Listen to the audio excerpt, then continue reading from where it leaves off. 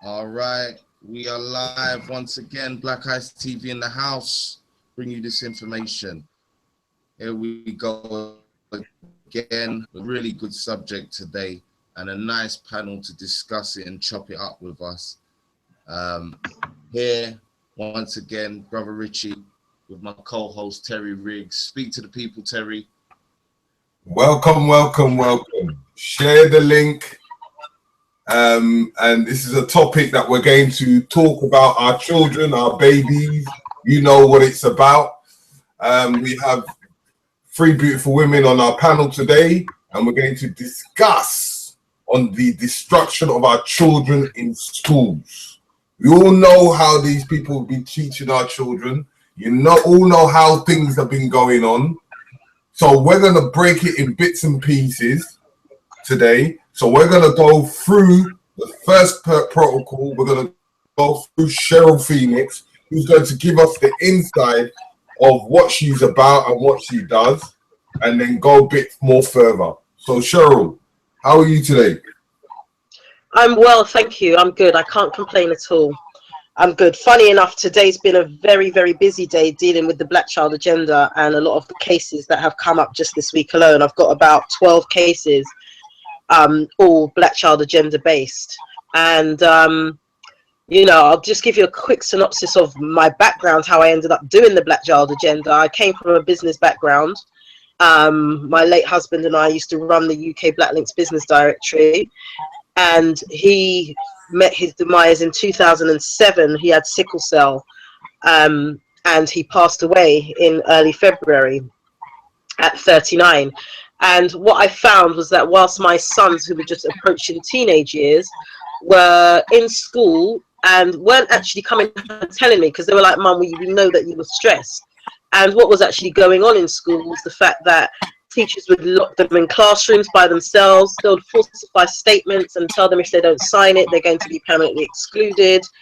And this went on for some time until eventually my youngest son, his attitude and everything started changing. With that, it was actually a journalist that contacted me from the mainstream press, who said that his brother worked in a school in East London and found that black students were treated differently, particularly boys, to everybody else. And he tried to do something to help them. This is actually a European, well, they're Greek, and tried to do something to help them and was subsequently sacked from his job. So they contacted me and said, basically they found out that I was going through issues with my son. My son ended up not being in school for nearly 18 months. He wasn't officially excluded.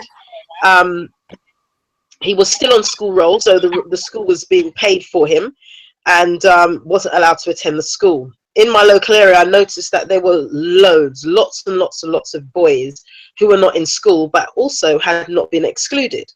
So in 2013, the Black Child Agenda was born. And with my son's case, I put it in The Guardian as a double-page spread, saying basically how my son was unofficially excluded. It raised a lot of concerns in Parliament. However, it was just left. It was literally, that was it. It was a newspaper article, and nothing really happened to change law, to change legislation, or anything else. With that, I pursued my own, I pursued what I was about with regards to the Black Child Agenda, because we see the schools to prison pipeline happening on our roads every day. I was like, someone has to do something. There's no black run organization in the UK doing anything about the exclusions of black boys. So I decided I would be that person. There's no point complaining about something to change it. So the Black Child Agenda was born. And I believe since 2013 and now,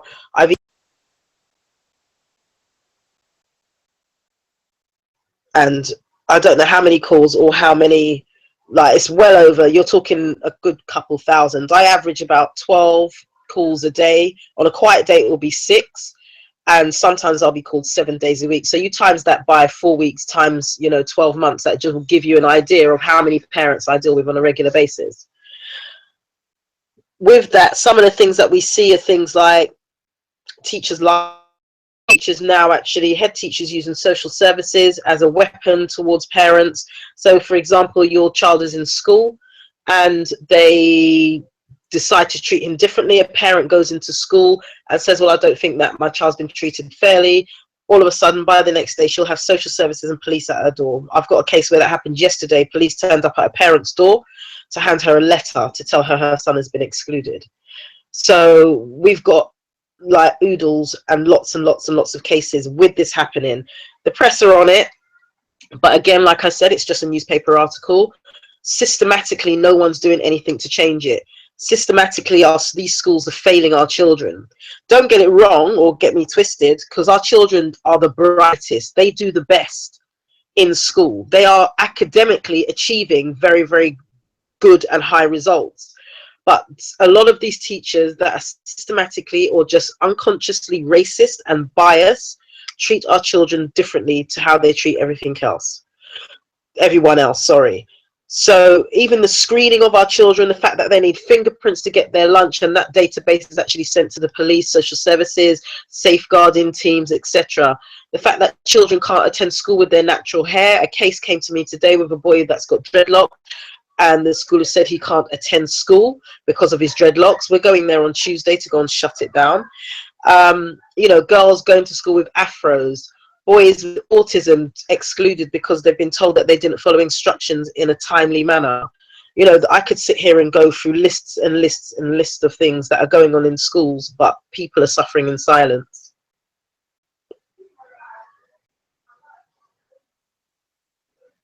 Hello?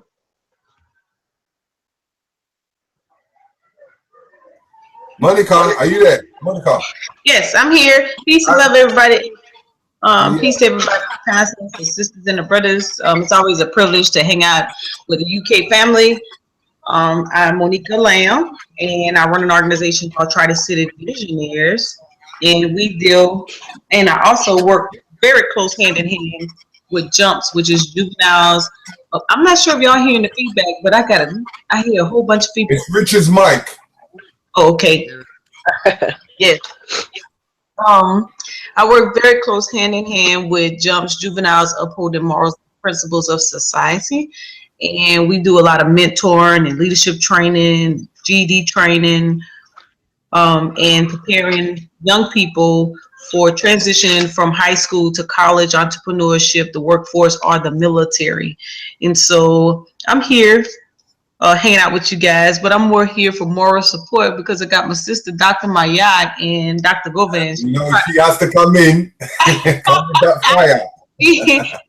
They're the educators, you know, they got this down pat. You know, Dr. Devanya Govan, she's trying to get in with the link right now. And so I'm gonna, you know, I'll chime in here or there, but these sisters got it going on. So I'll definitely. So Dr.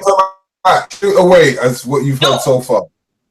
Oh, absolutely. Wait, say it one more time, Terry. No, I was saying Dr. Ma'at should come in and introduce herself.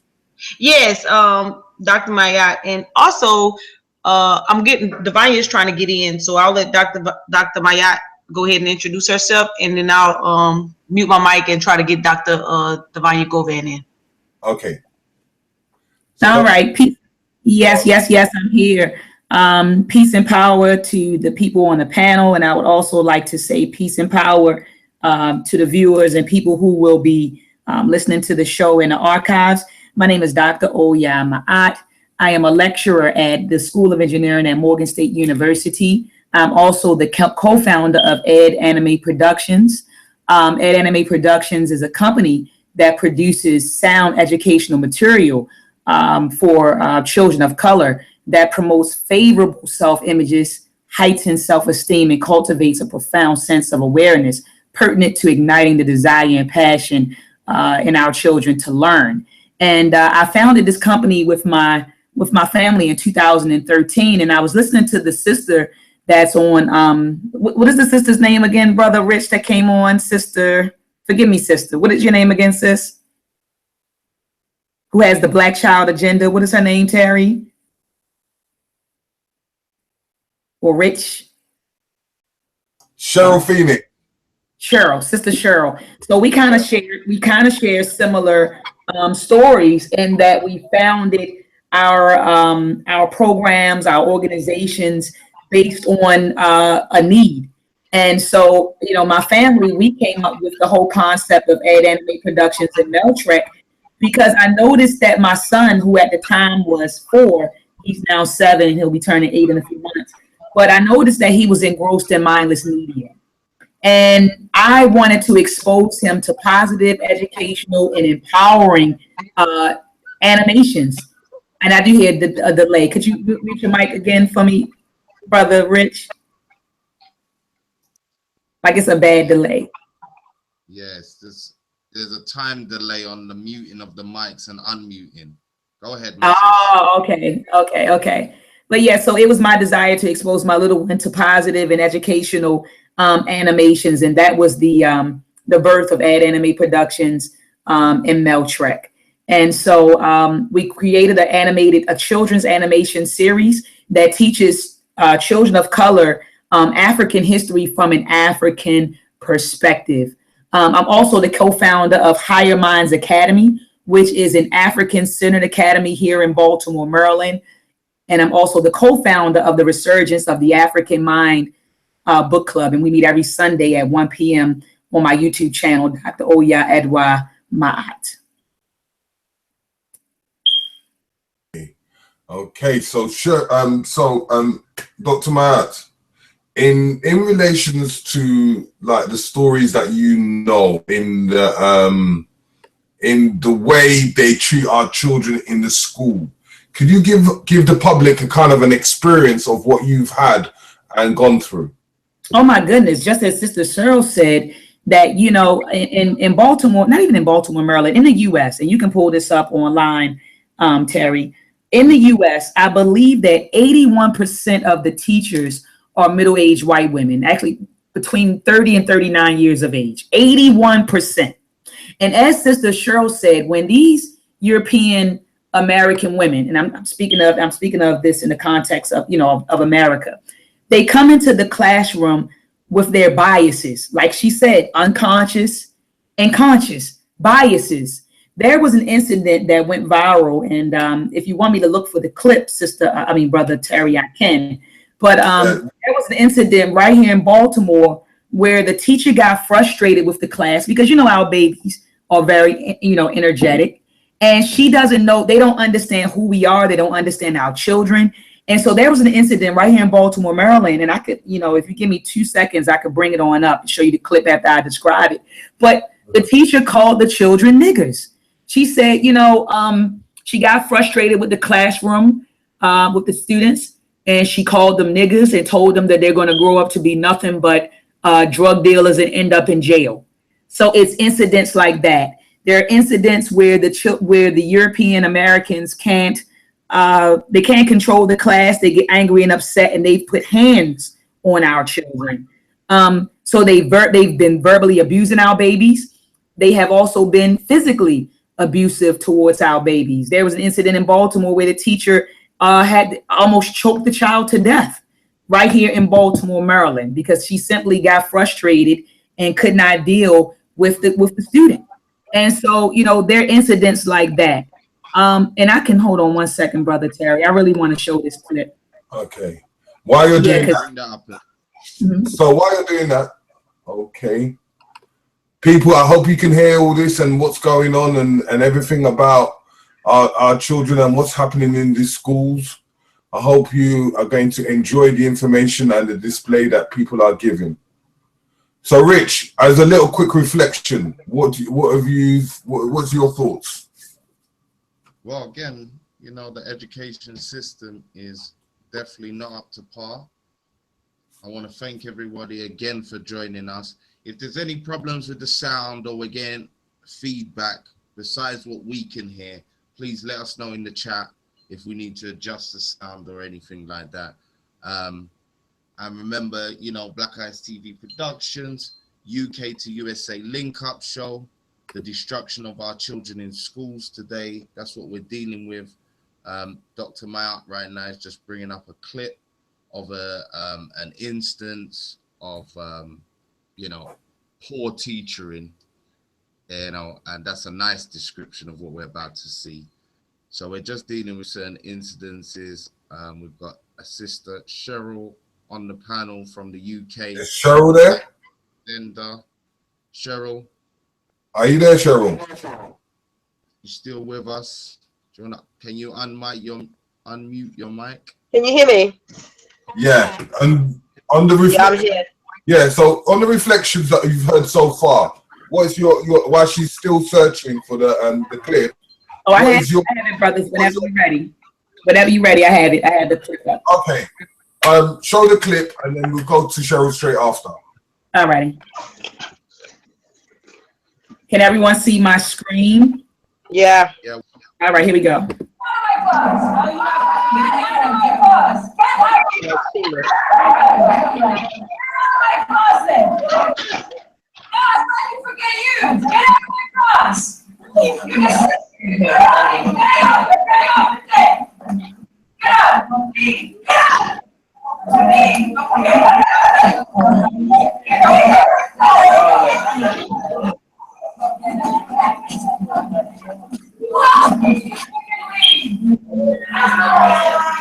You're getting serious!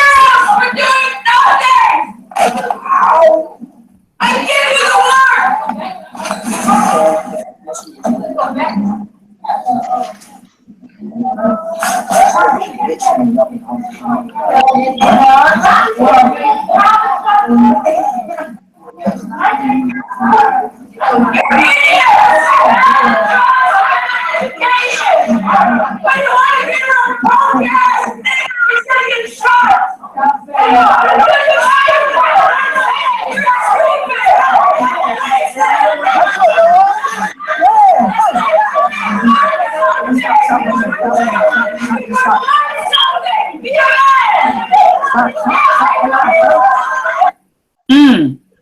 So she told them that they're idiots. She called them idiots. She also said, she said, you're idiots. She said, you're punk ass niggas who are going to end up getting shot. Now this is this is who is, and I'm trying to stop sharing my screen, but this is who, and I'm not saying that all of the European American teachers are like this, but this is who you have in the classroom teaching our babies. I'm not shocked. I'm not surprised anymore by anything these people do. I've seen that clip actually myself. And, you know, it did go viral over here. The thing is with the schools out here is that children are allowed their mobile phones in class. So a lot of these things are actually taking place and happening. There was an incident with a teacher in a school over here who called all the children niggers, and if she had her own way, she would shoot her top 10 bucket list is to shoot every black child that she sees. Just recently, not even 2 weeks ago, another white teacher said that she hates black people. They remind her of monkeys, but she's just here for the money anyway. And she hasn't been sacked. She's a young person from the Midlands, or from North, but she works with our children every day. So obviously that has a cycle. If someone doesn't like you, children aren't stupid. Their energy will, children pick up on energy straight away. Absolutely. And if they know that your energy for them is not about them or for them, then they're going to know that you don't like them, no matter how much they try. I had to speak yesterday as a group of young people in Lewisham, and I was there to speak about how they can prevent being excluded. Now, as much as I spoke about the prevention tactics and measures that they could take, I had to also let them know that sometimes no matter what you do, no matter what you say, you will be a target based on the color of your skin, and it's very easy for you to be the one accused of anything that's taken place. I've got a 15-year-old boy who wasn't in school but was accused of raping a white girl. He wasn't even in school. But I went down there with the Black Child Agenda, and what our hashtag for this year is just to shut it down. And that's what we're doing with these teachers in these schools. We're shutting them down with their nonsense because it's been too easy for too long for them to get away with what they're doing. Absolutely, sis. Absolutely. And absolutely, sis. And like you said, in Baltimore, Maryland, we have something going on. They're trying to close 16 schools. And a lot of people called me and said, Dr. Ma'at, they're closing our schools down. What should we do? I said, Black people need to erect our own institution. Thank you. I said, I'm not worried about them shutting down the schools. Yeah, shut them all. Shut them all down. And I said, and maybe that'll be the impetus we need for us to understand that we must educate our own. Other races have been doing it for decades. I remember reading in the book Miseducation of the Negro by Carter G. Woodson. Absolutely. He said blacks are the only group of people who take their most precious possessions, their children, and ask their oppressors to educate them and mold and shape their minds. We're the only people who do this. And you know why I think we do this, Sister Cheryl? I think we do this because we don't understand what education is and the function of education. You get what I'm saying? I think that most parents think that, and we were having this conversation prior to the show started, and I was having a conversation with Brother Rich and Terry and Monica before he went live, and I was saying that a lot of us don't understand what education is. We think as parents that when we send our children into these institutions, I'm gonna call them so-called educational institutions, because what I really think is going on is a miseducational institution, but I'll call absolutely so-called educational institution. We think that our children are going here to learn skills that they can utilize to survive and thrive in the world. I think that's what most people think when they say, oh, I'm sending my child to acquire some skills, right? So that they'll be able to survive and thrive in the world. What they don't understand is that when you're sending your child into these educational institutions, these institutions are socializing your children.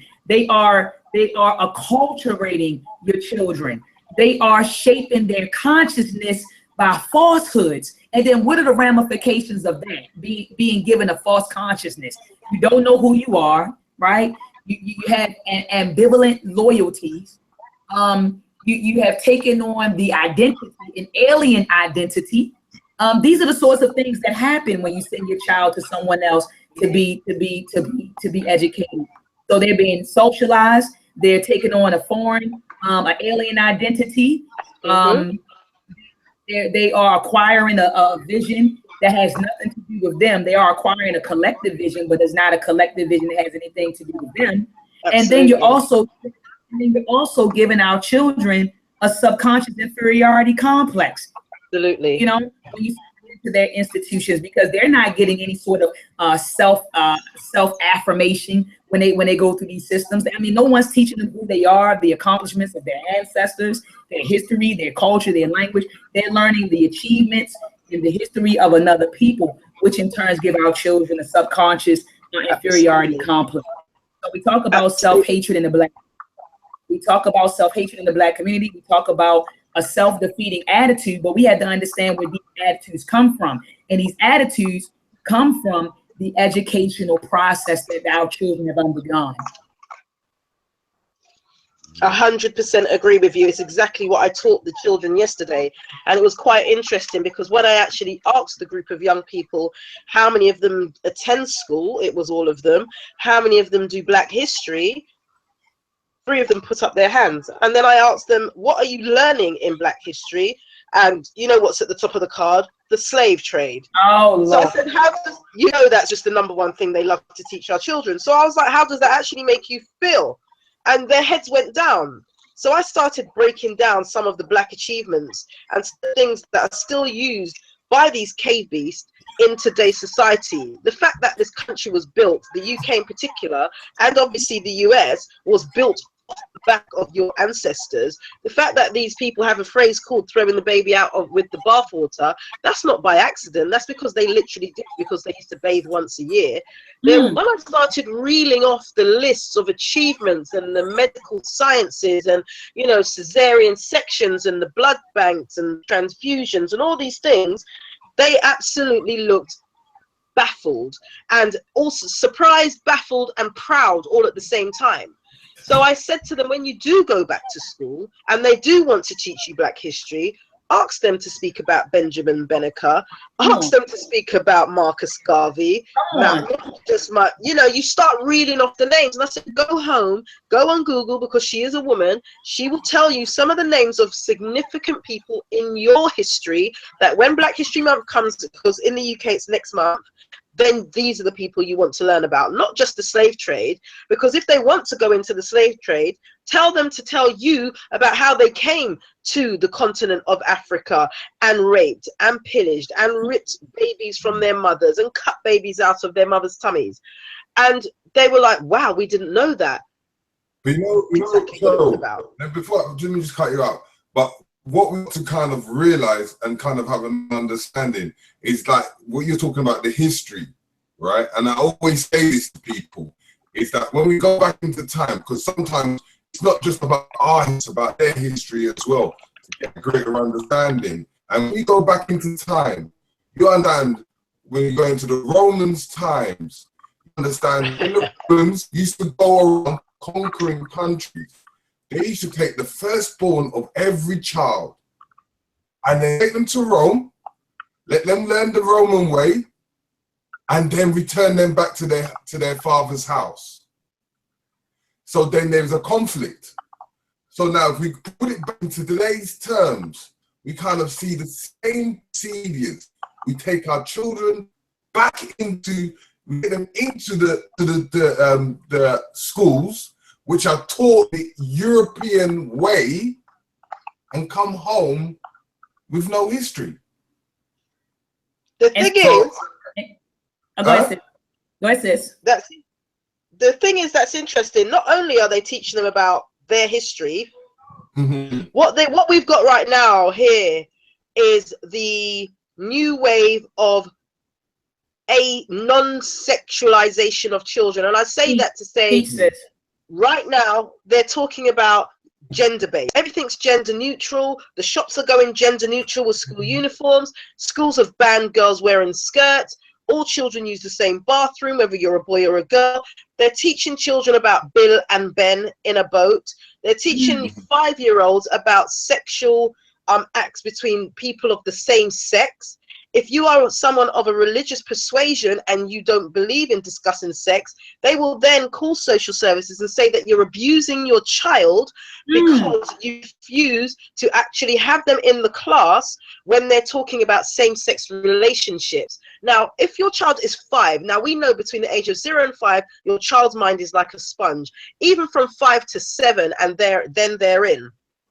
If that child at that age is learning about these things, the over-sexualization that they keep pushing on our media, on TV, etc., what confusion is your child going to have by the time they get to 12, 13, and 14? Because number one, they're told that they're useless, they're worthless, they're only slaves.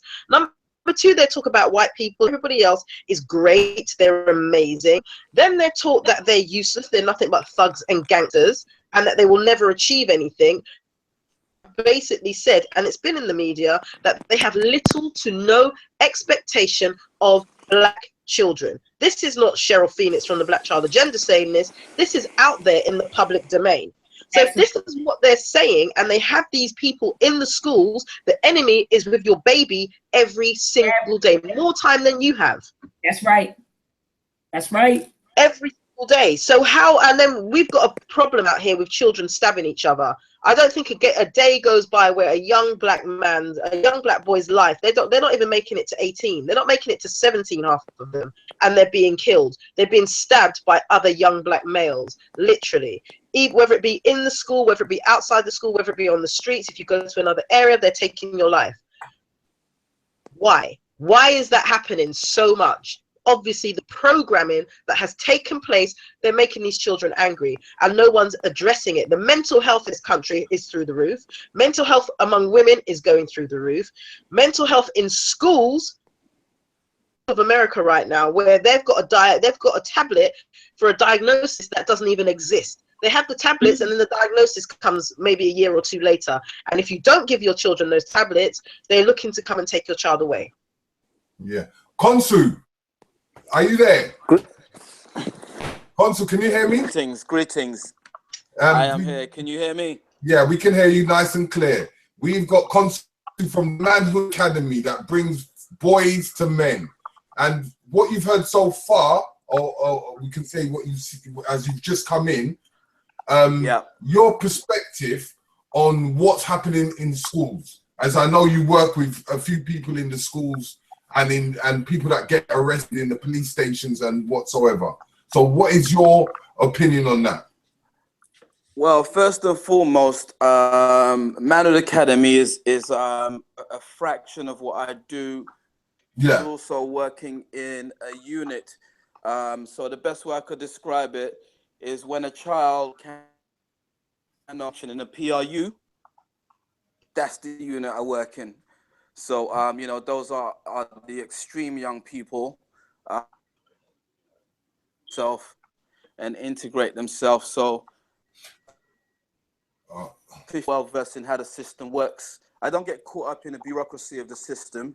I just kind of contribute my skill set individually to young people the best way I can with those closed door conversations. What we want to go on, what we're talking about is the destruction of children in schools, the way the system, in your perspective of what you've seen.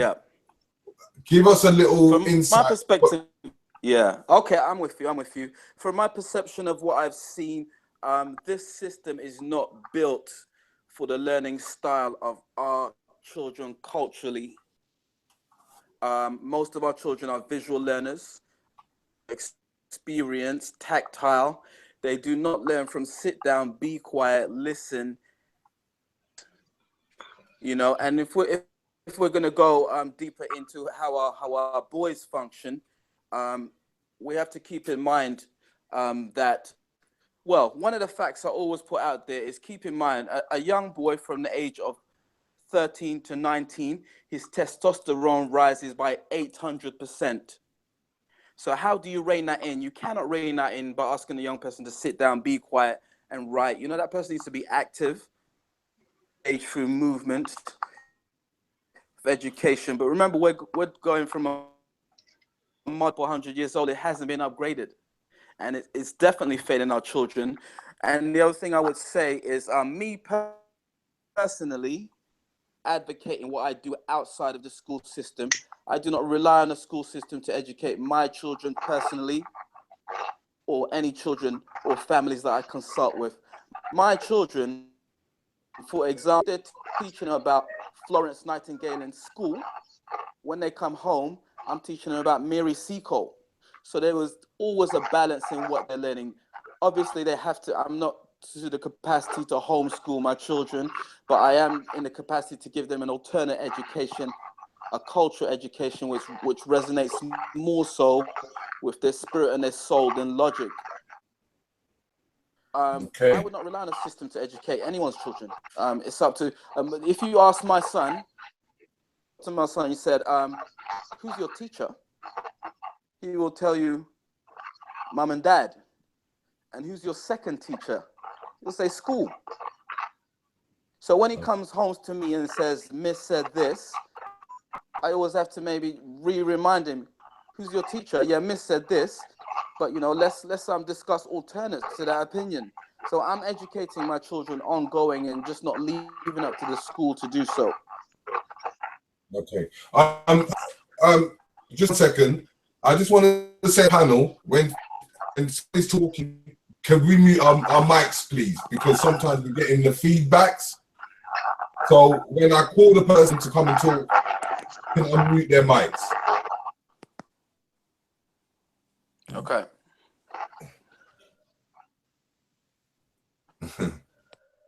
Go on. Cheryl? Yeah. Oh, yeah. As you're on, give us a little information on one of the, as you was breaking down of the system and how it's destroying our children, in your perspective. Can you hear me, Cheryl? Hold on. Okay. Can you hear me now? Yeah, I can hear you now. Right, okay, I thought it was mute. Right, yeah. With regards to, can you hear me, Yeah, I can hear you clearly. Right, how the system, it starts from the day you put them in school. Anyone that sends their child to school, their child is always going to have a battle with regards to school and home, to a degree. Because similarly to the brother that just spoke, the same thing was going on in my household.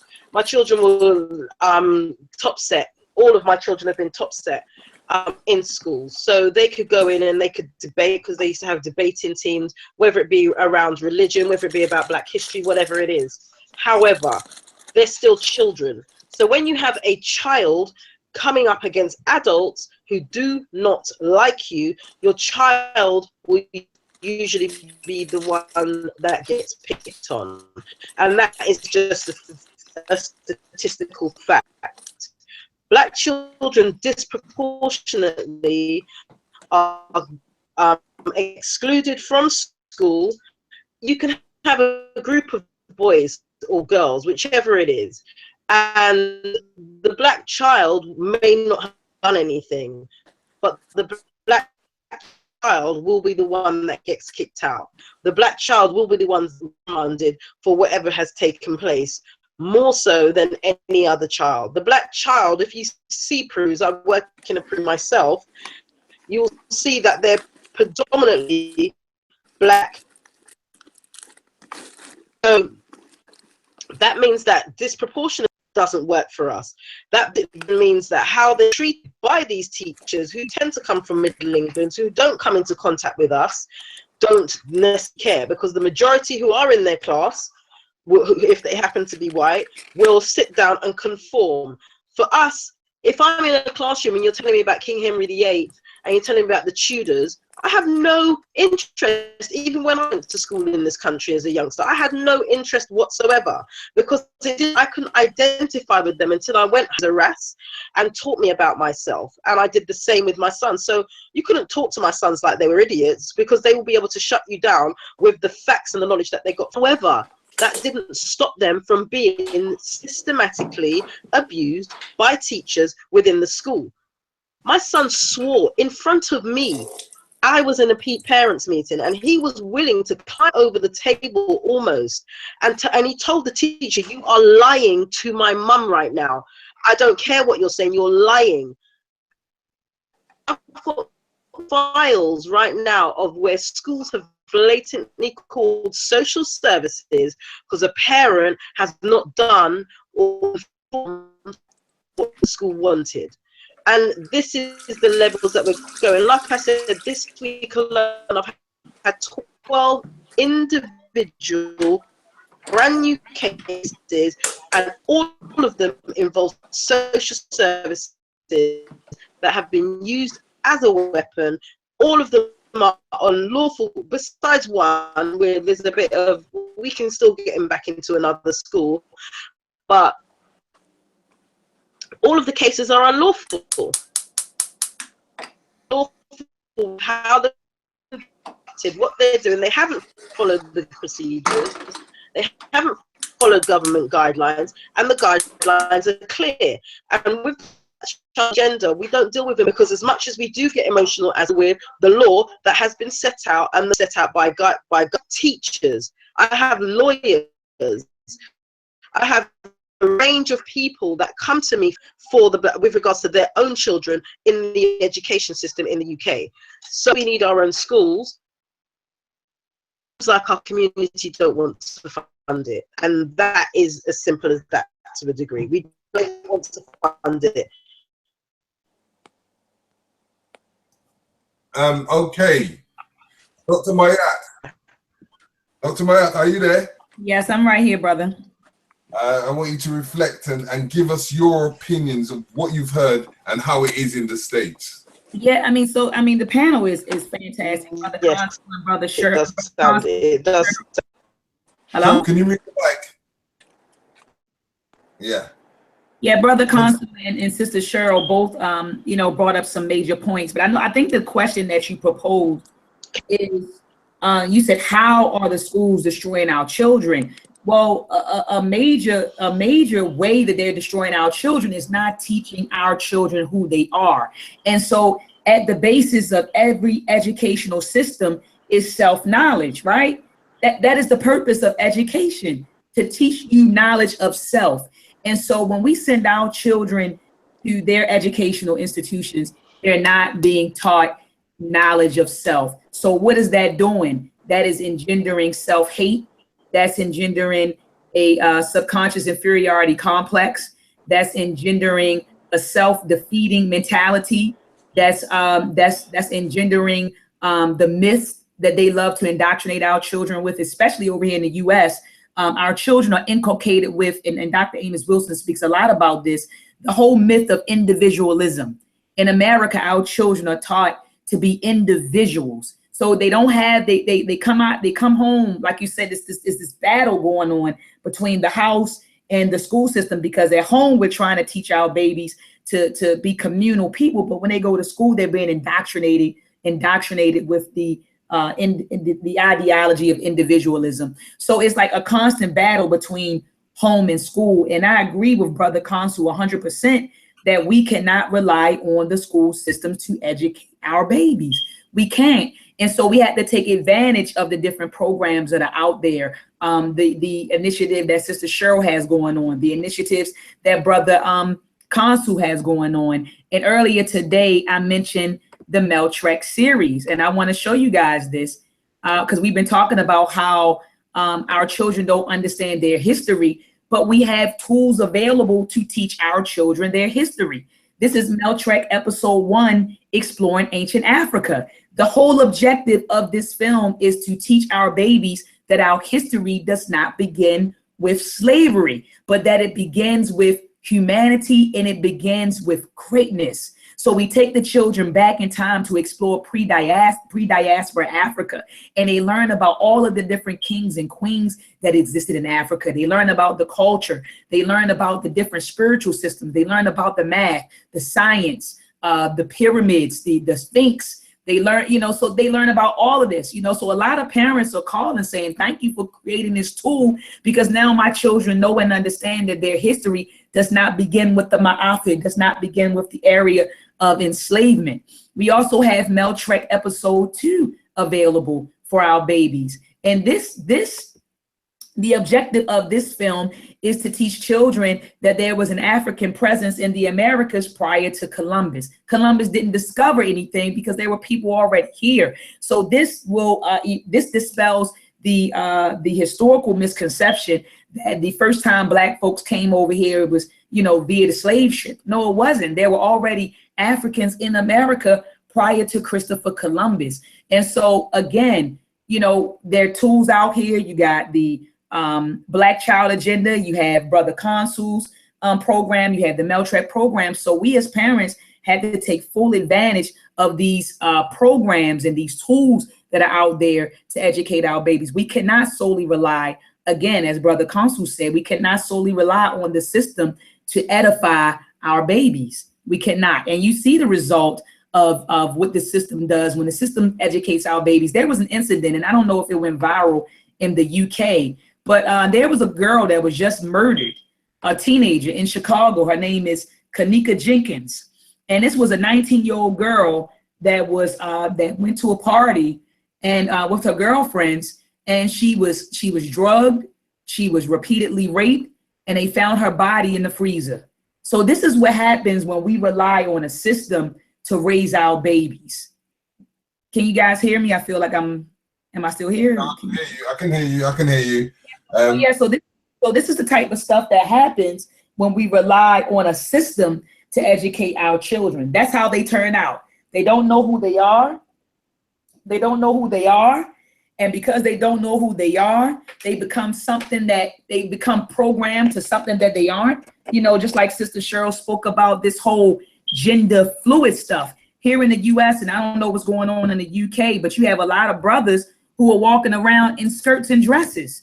Football players, rappers, actors, they're promoting this this notion of this gender fluid society. Just today, I was on my Facebook page and I saw another famous rapper, Young Jock.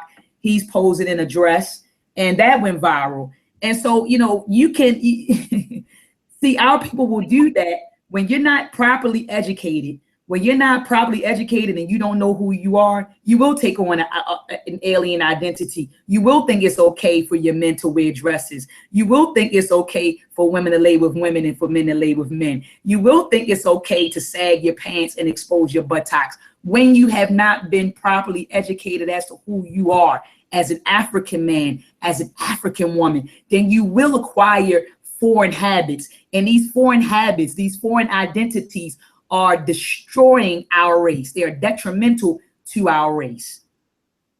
Okay. Yes. So, Cheryl, are you there still?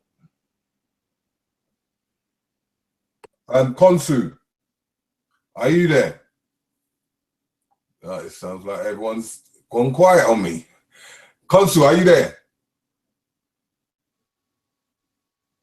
Konsu, unmute your mic.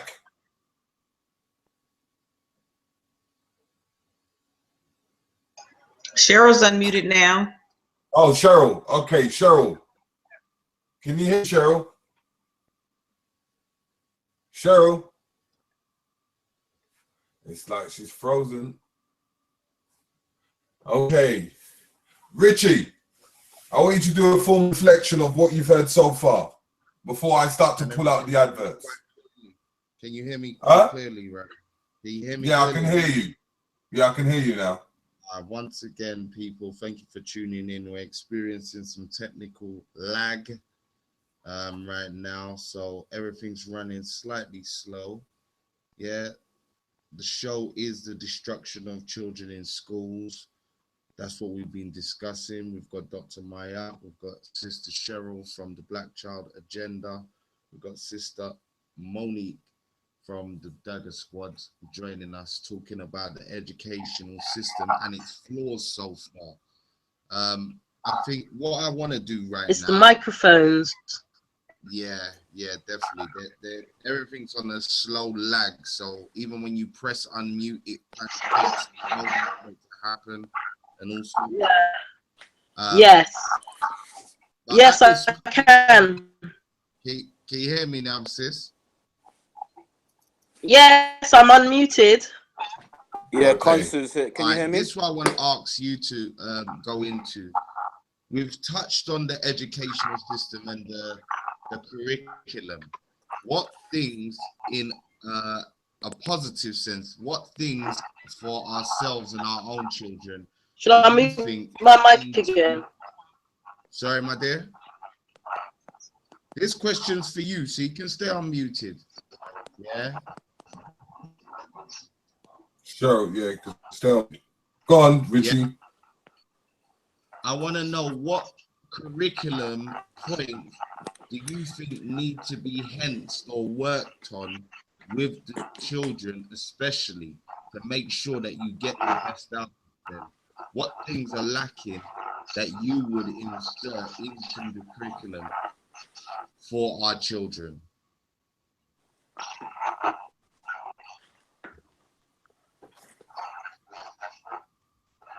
Constant, mute your mic. Can you hear me? Yeah, can you mute your mic?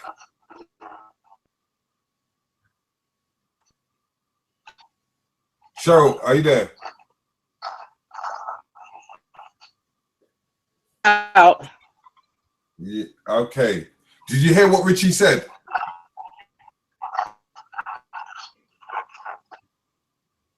You're picking up a feedback.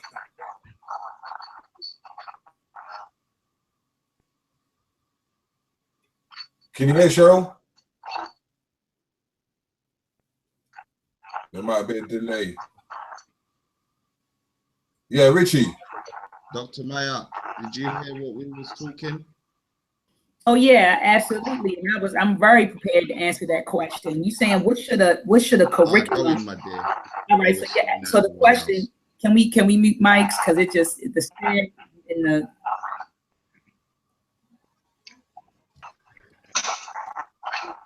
Repeat the question, and then Dr. Ma'at, so that the audience I have where you are now. Yeah. So Richie, what parts of the curriculum would we want to hence on? What would we want to improve? What parts do we want to really highlight when it comes to the education of our children? What things are we lacking? What are we not getting? Yeah. That's all the sisters. Whoever's mic is unmuted and can hear the question, please answer.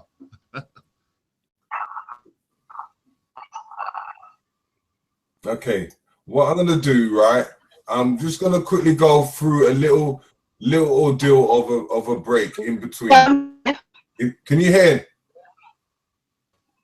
Yeah, can you hear me now? Yeah, we can hear you. Yes. So did you hear what Richie What things said? would I implement in the national curriculum? In a curriculum. I can hear it sounds really, really fuzzy. There's nothing going on in here. I can hear you.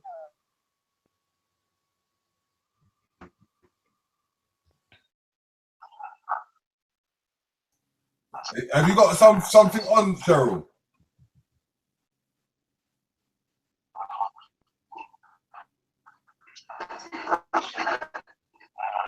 We can hear, I can hear you guys perfectly fine. You want Dr. Ma'at to go ahead? Yeah, just let Ma'at go through, and then we'll sort out Cheryl. Yes. Yes, Dr. Ma'at, do you remember the question? What points do we need to improve?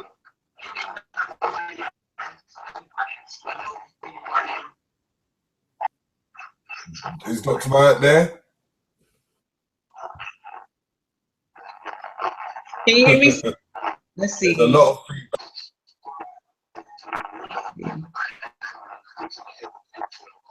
Well, well, let me go ahead and see, because I can hear you. And then Dr. Ma'at can come in behind me. When we talk about improving the curriculum kind of deals with curriculums that are created based on their local, state, and federal laws according to what they want. I don't know if you can hear me. No, it's shocking.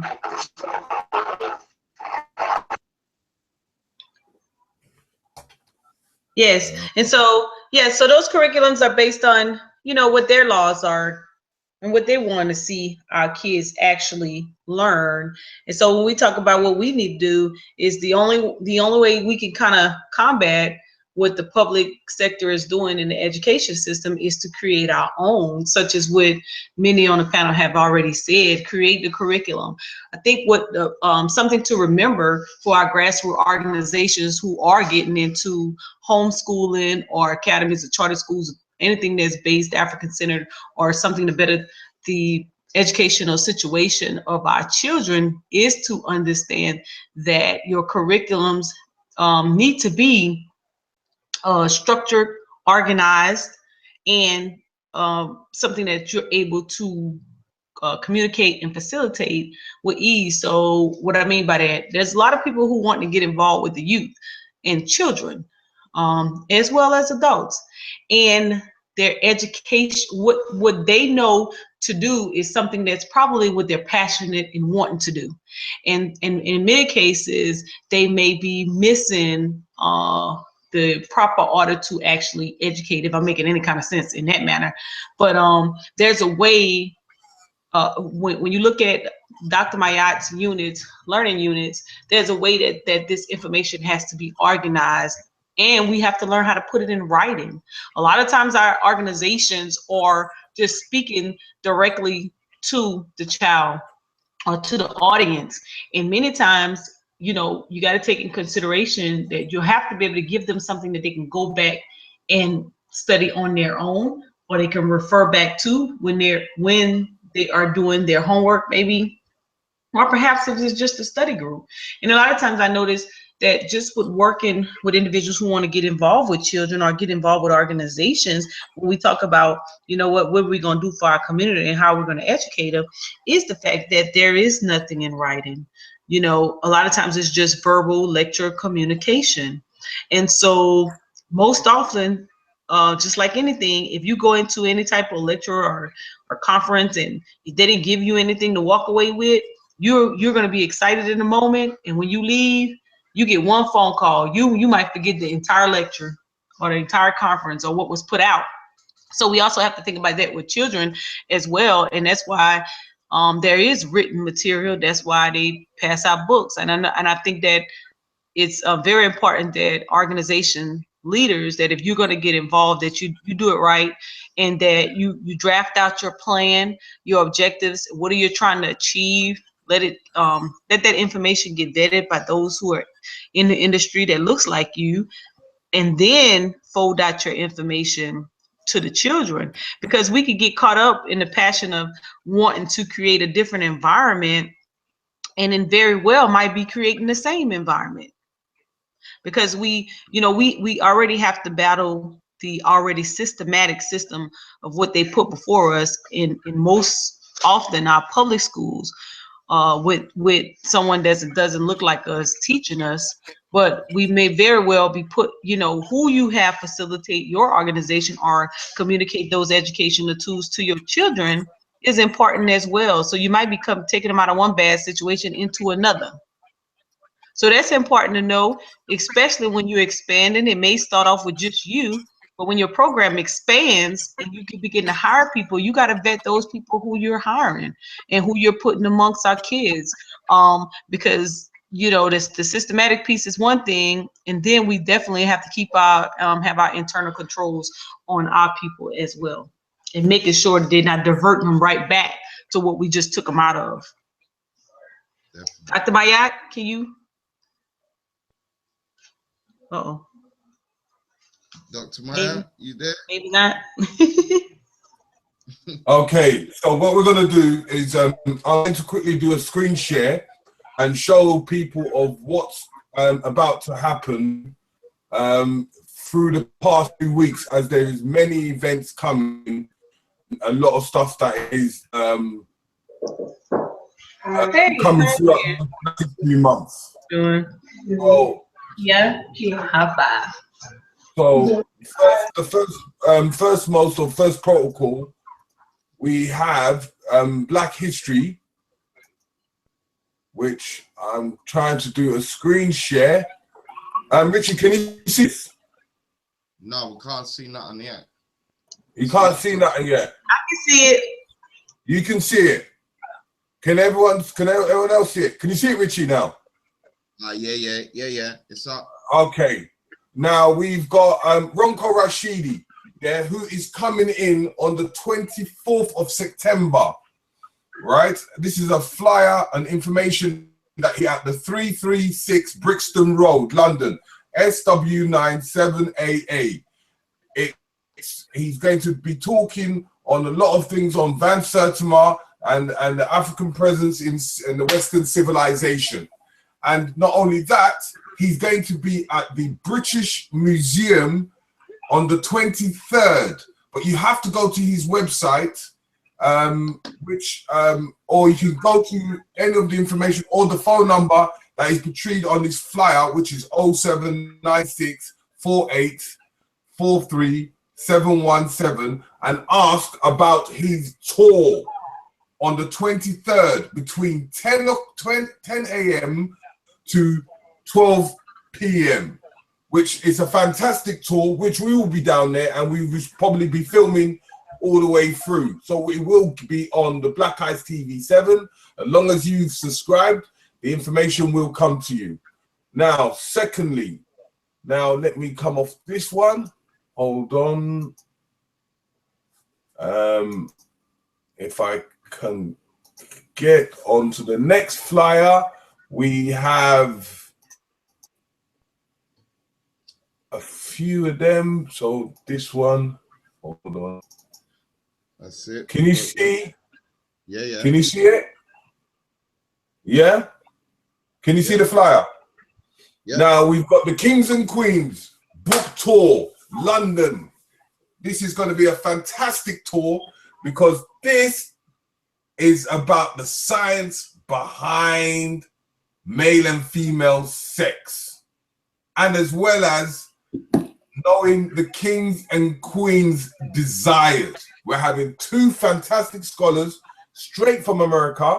One's called King Kevin and the other one is called TC. Now we're going to have 8 days, if I can get the information. Can you see this? Can you see the information at the back? If I can get rid of this, hold on 1 minute. Hold on, can I share this screen? Is my screen sharing? No. No. Okay, hold on. One more. Let me go on to the back of the information. Now, can you see? These two brothers appeared on Black Ice TV last week with a great show. Yes. Science behind the black and male female relationship. That was a really good show, so check it out. Yes. So we can see the information now, Tel. Yeah, you can see the information. Then we've got another one, which is to do with the women once again, which is the 28th of September, which we're calling every woman to come and get involved at the Ankh Wellbeing Center from 7 p.m. English time to 2 p.m. American time. Now we're going to have all Monica and family on the one side, and then we're going to have all the UK women on the other side, which we're trying to build this foundation of series of different events working towards an international community conference where we can all be in one place at one time instead of channeling ourselves through the Google Hangout. So we're going to discuss, we're going to build, and we're trying to move forward so that if you have any forms of skills and you feel that you can move and step to the plate in any department that you're in, whether it's with children, whether it's helping children, whether it's making business, building business, whether it's bringing families together or relationships or organizations, from you name it, from Christianity to Islam to whatever it is, or if you're Pan-African or RBG, you name it, we want all women in every sector coming together as a form of unity to able to build internationally. So I'm asking people from the UK to arrive at the Ankh Wellbeing at 7 p.m. sharp, because the first hour we will be having Queen Afua speaking to you, and then the second hour we'll now talk about how we're moving forward. So all of it will start from 8. So we'll have our in-house discussion at 7 till 8. And then from 8 till 9, we'll have discussion with Queen Afua. And then from 9, we'll have the discussions with Monica. So it's going to be a tremendous event. So please arrive, or go to the Eventbrite, which I would now put up the link a bit later, and you will get the information and see what is happening. Okay. Richie, are you there? I'm still here. Can you hear me? Yeah, we've got one more event, and it's to do with the women again. We've got, and there's another event, which is the Sacred Feminine Explode on the 8th of October. Richie, describe what you've just put up on the Black Ice TV 7 of the women's event. These sisters have come over before. They actually came over the same time as Katie, the arch degree, came over. And blessed the audience down in Hackney last time, talking on healing, ethogenic healing, if I'm pronouncing that correctly, ethogenic healing. But you can go to Black Ice TV and see that lecture. We're putting that up in parts right now. So part 1 and 2 is up. So again, go and check that out. You'll get an idea of what's going to be talked about. But again, they had a good following. A lot of people turned down the day and enjoyed it. And as they always say, the modern day witch. So that will be on the 8th of October from 2 to 6 p.m. And that'll be at the Union Chapel, Clapton Terrace, Islington, London, N1 2UN. And then they've got the second event, which is, hold on, one more, and then we can go back into our discussions. And they've got their second event, which is on the 11th of October, which is let the cycle be unbroken, women's only cycle. So This is something that all the women need to go to get their forms of healing and understanding. And you know what? It's an event not to be missed. As Brother Richie said, if you go to our down into some of the footages that we have put up, you would see what the whole event is about. And then on the 13th and onwards, we're going to talk about economics, and that is Boyce Watkins. He's coming to London. The information will be put up on the next time we show another event. So now we're going to go back to what we were talking about, the destruction of our children in schools. So, Dr. Ma'at, are you back with us? Yes. I'm right here. The last question that we was talking about is in regards to curriculum and certain key points that you would change or you would start to implement or you think is the most important points to implement. And then we'll bounce back with Sister Cheryl, who's live and direct now in the flesh. Can you see me now? Yes, sis. Yes. So you go in, Doctor, please. Okay, well, I study a lot of the work of Dr. Amos Wilson, Dr. Naeem Akbar, and even Dr. Kwame Nkoto. And the general consensus is this. Education should, A, provide an identity, all right? 2, it should transmit a legacy of competence, right? So we should be learning about who we are, and we should also be learning about what we have done. Our educational process should also transmit acquired immunities, meaning problems that were solved, decades ago, centuries ago, even thousands of years ago. Those solutions should be passed down from generation to generation. So we call that transmitting acquired immunities, so that we can protect further generations from those different problems that may have taken place previously, right? Education should also transmit a collective vision. So as a people, what kind of goals do we want to achieve? What direction do we want to go in? So that's what education should transmit according to those three scholars, all right? And I would add that we would also need to acquire the necessary skills to utilize our environmental resources, those skills necessary to survive and thrive in our particular environment. So that means that we need to be teaching our children agriculture. You have a lot of children who don't, even adults, who don't know how to feed themselves. Feeding themselves means, to them, it means mommy going to the market and cooking, or going out to eat. I'm talking about teaching our babies how to grow their own vegetables, their own fruits, and their own herbs. So agriculture, we need classes on home economics. We need classes on defense. How do we defend ourselves? How do we protect and defend ourselves? We need to have classes on manhood training, womanhood training, familyhood training. We need to focus in on STEM, science, technology, engineering, and math.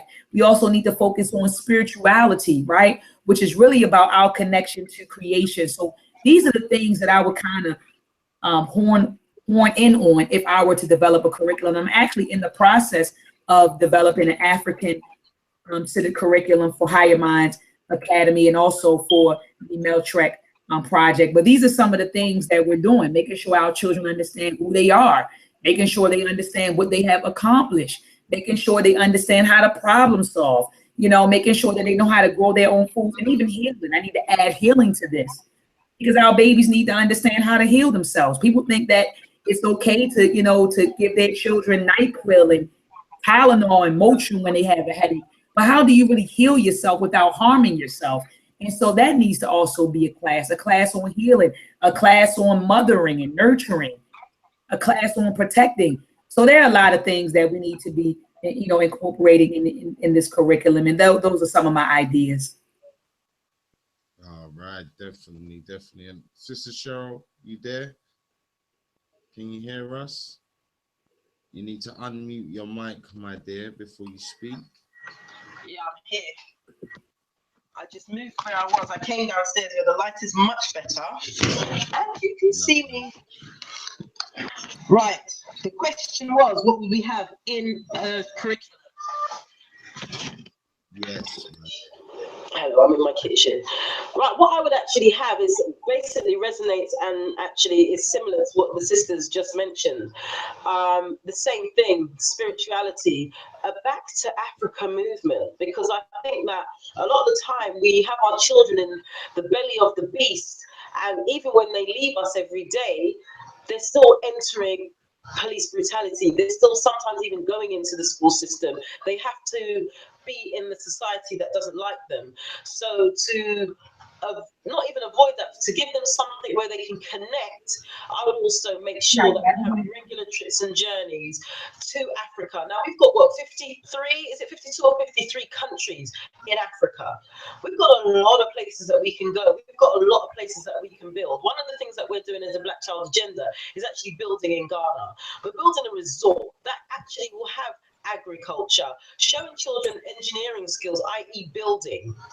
How to build a house is one thing, knowing technology, but can you actually provide a house for your husband, wife, etc.?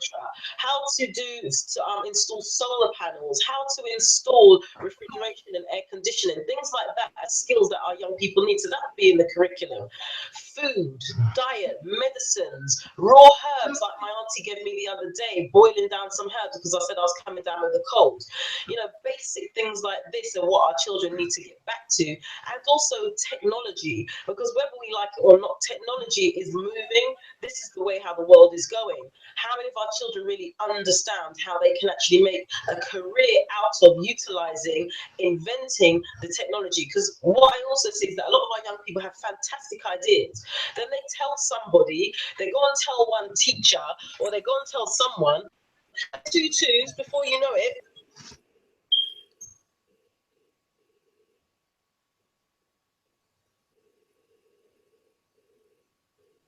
Can anyone hear? Oh, has it crashed?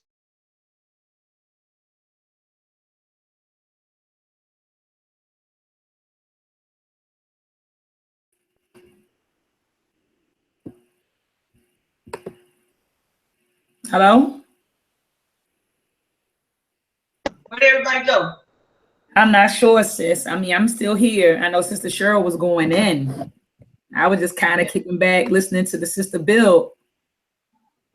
Need to spin black and buy things from all our black stores, buy things from our fashion designers, our food products, our cream products, as I always advertise, the Ankwell bean at 10 Adelaide Grove in Shepherd's Bush, Pansy in Bricks Hill, and as we go into Netta Vitel, you can buy all your products from, and you can go to the Ma'at Hat Centre in Tottenham, where you can buy your books. And there's even food shops like 222 that does vegetarian food. You have Breckalicious in Tottenham, Seven Sisters Road.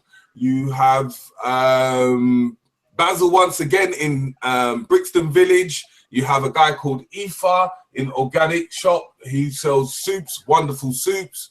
So just keep on buying from your own. Now, Cheryl back. Continue as what you were saying. Hi, yeah, sorry, my laptop does what it was. Yeah, talking about Africa is a key part of that connection that a lot of our children, and I find that with regards to African and Caribbean children, because a lot of African children tend to go home on a regular basis, they have that connection. Caribbean children don't tend to have that a lot. So they have a whole continent. And I believe that we need to go back to our continent and educate our children about themselves so that they can feel proud. I brought my sons to Ghana with me last year. We used to go to Nigeria on a regular basis. And they're like, Mum, when can we move? We don't want to be here, i.e. in the UK. They want to move to Ghana. They're now 20, 21 and 26. So they're quite happy to leave this place and go. And I think that the more of our children that do go home and do see what the opportunities are, I don't think that we're going to be here much longer filling up their prison cells. Well, the other thing I also introduce is entrepreneurship. Like I said, a lot of our young people have some fantastic business ideas. They speak to the wrong person. That person takes the idea, gets the resources, and basically makes it happen. They're selling us back everything that we've invented. So we need to actually change that mindset and change that concept. Stop chat your business that you know and get someone else to help invest. You have to force the community to actually invest. Entrepreneurship, key skills, building, STEM subjects, key skills, self-belief and development, key skills, African spirituality, or whatever your faith is, all key things that they know, and also their history, so that you don't know where you're coming from, you don't know where you're going. And I would also include in there like the art of war, things like that are tactical, understanding how to recognize your enemy. Just because they come with a smile and a pretty face and also black skin doesn't mean to say that all skin folk, or what is it, all kinfolk are skin folk, folk are kinfolk. You get what I mean?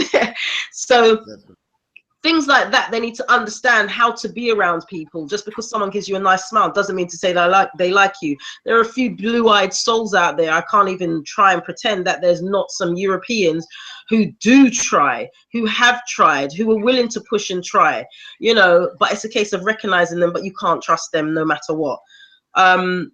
Those will be my curriculum things. Definitely investment, building, purchasing your own buildings, owning your stuff, owning everything that you have, so you have a legacy to pass down for generations and generations. Everyone plans for 3 generations. A lot of time we plan for the weekends. That's not enough. Come on, sis. So that would be me, and all of them skills will venture off, in all of those things venture off into something else. Everything that I've mentioned, there's another element. You talk about STEM subjects, science, technology, engineering, and mathematics. We all know with those words alone, there's so much that can be done. You know, people are always going to need somewhere to live. People are always going to be driving cars. People are all, you know, and people think that the only thing you should do is understand law. Yes, you should. My oldest son studied law, because the one thing that my Nigerian husband's family always said, the one thing you have to understand when you're in the belly of the beast is understand how they count their money and understand the laws of their land. All of my children, if you see the law books that we have in the front room, they have to understand how the law works. No policeman can chat to none of my sons and expect to arrest them or anything else, because they just cite the law. They have to be left alone. So things like that have to be taught to our children, so that they understand their rights, they understand their power. And I know it's different in America, because you guys police are crazy because they got guns. Over here, we're getting to that stage, but we're not quite there yet. So whilst it can work with quoting the law, some of our children will still stay alive. That's why we need the international community. Absolutely, absolutely. Yeah. But once you know, the police out here are starting to carry guns in predominantly black areas. Yeah. But yet, why is there an increase in stabbings all of a sudden that we're hearing about almost daily? It's not by accident, it's by design. So then when the masses say, oh my God, I think police should carry guns. You know, we heard about the young 14-year-old that was shot in the head a few days ago. You know, I'm actually dealing with their family at the moment. Nothing's going to really be done. The young boy that was killed by police, it's all by design, so that they can get to incarcerate. Remember, the prison systems, just like in America, are private. I know that there was a particular state in America where the private prison system is suing the government because they don't have enough inmates. Where are those inmates coming from? Over here, we have G4S Security, who run the pupil referral units. Some of them, the pupil referral units will be wholly run by them soon enough. G4S Security have a vested interest. So does Theresa May's husband has a financial interest in making sure that those prisons and those juvenile detention centers are filled. If your child goes to approve, that's exactly where they'll be going, to the juvenile detention centers. If they make it out of there, they will be going to the brand new prison that they've just built in Wrexham. So people need to understand the long term. It's not just your child. Okay, Dr. Ma'at, on your perspective of what's happening to the children and through the prison systems. Can you hear me, Dr. Ma'at? Dr. Ma'at? Her mic's on mute. Her mic's on mute. Yeah, okay, let's just continue. Like, you know, like lately I've been noticing like a lot of our children are beginning to become very, very rebellious. And especially at the ages of, let's say, that 13, 14, and 15, where now they feel that they can run away and think that everything is all good because money grows on trees. What is your perspective on this? Because I've just been hearing it, and especially the 14-year-olds, I've been hearing it go through my head over and over, and I'm seeing the same pattern. So I'm thinking to myself. But the thing is, that hasn't changed, though. Yeah. That hasn't changed. When I was 13, 14, and 15, I was rebellious. Like the brother said earlier, children at that age, girls and boys, because we get hormonal and the boys get testosterone. They are troublesome. But they're children. That's what they're supposed to do. Right now, if you go, like, there's a park near my house. There was a group of them, like my sons and their friends, in the park. That's what the park is for. Someone called the police on them. The police came and held guns to their heads. Do you understand what I'm saying? So if you're not even allowing children to be able to let off the energy that they have or go and explore, you're going to have police called. Where do they go? When they finish school, they've done their homework, they've done their teaching, they've done, what do they then do? At least when we were that age, we were outside running up and down, climbing trees and causing a nuisance, playing knockdown ginger, probably, you know, all these things. Nowadays, because our children are forced to grow up so fast, everything is fast, money, now. This is just their time of what they're doing.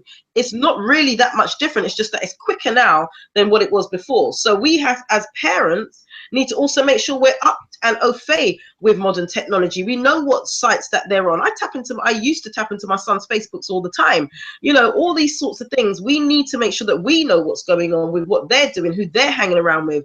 People say to me, oh my God, you've always got kids in the house. Absolutely, I've always got kids in the house because I want to know what my sons are doing. I want to know if they're going to start smoking, what they're smoking, where they're smoking, who they're getting it from, and why they're getting it from. Because I'd rather know that they're in my house with their friends and I'll talk to them.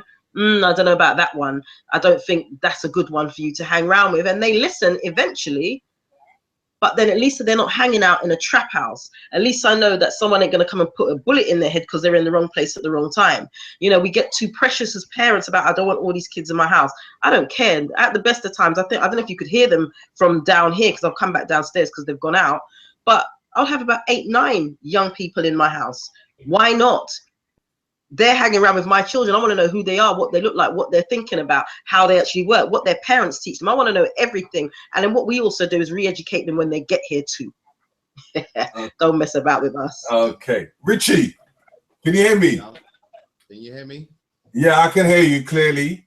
On your reflections of what we've heard so far, because Monica wants to share some stuff with us of information that's happening in America. But yeah, continue, Richie. Yeah, I mean, I'm in total agreement. This is what I'm going through with my son, where I'm trying to encourage him to, again, bring his friends home. Yes. Relax and chill here so I can observe them and see who's who, spark situations, and again, just cultivate that air of honesty between you and your child. You know, I can't speak to how valuable it is to be able to communicate with your child. Because it works. you head off so many problems so much quicker if you are on this thing. If your child is at least speaking to you, hopefully you can pick up on a lot of things. You can be attentive.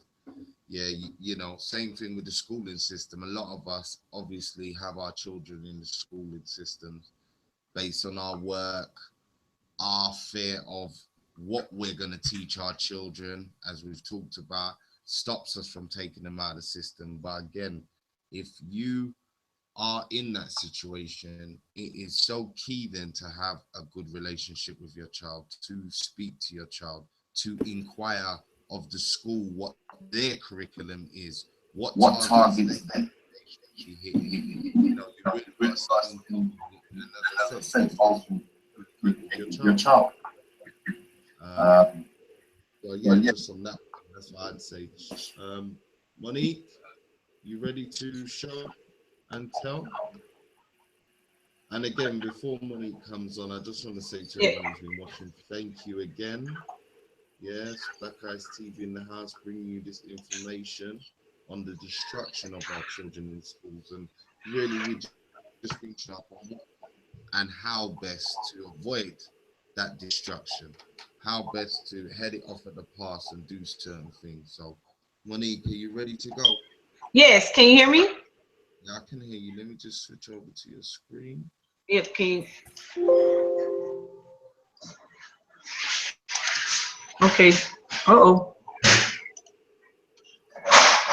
All right. Can you see my screen? You ready? It should switch over momentarily. I can't see it just yet. Okay.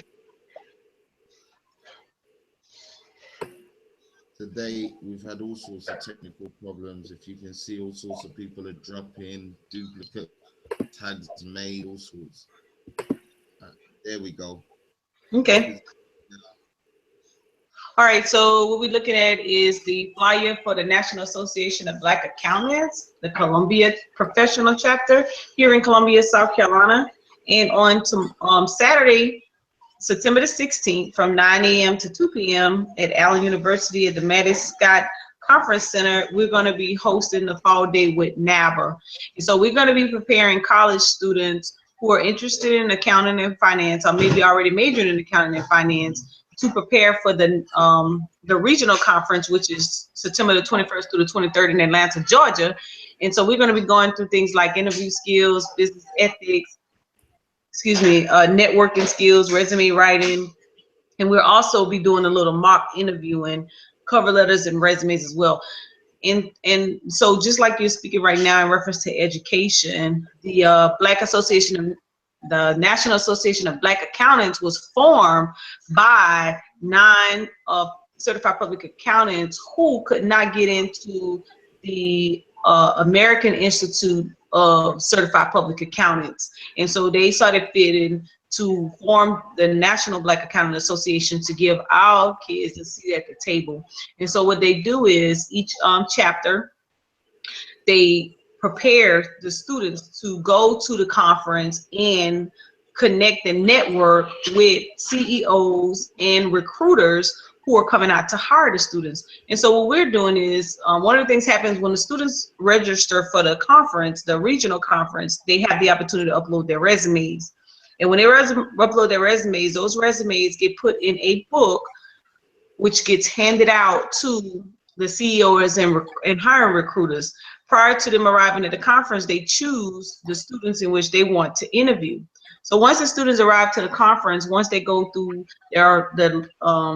the speakers and they do meet and greets, they have the opportunity to network with the corporate partners and interview. So the entire weekend is not spent on just lectures. It's actually spent with the students engaging with hiring partners. And so what we're doing is we're preparing those students prior to that to make sure that they're ready and they're prepared, and they kind of got a little practice of what to expect when they arrive next weekend. So again, this is the fall day with NABA, and it's going to be happening Saturday, December 16th here in Columbia, South Carolina. And there are multiple NABA chapters all over the U.S. And so if you're a student or you have a high school student maybe interested in being an accountant or finance, or maybe they're just interested in seeing how it works, I would encourage them to get involved with the NABA chapters.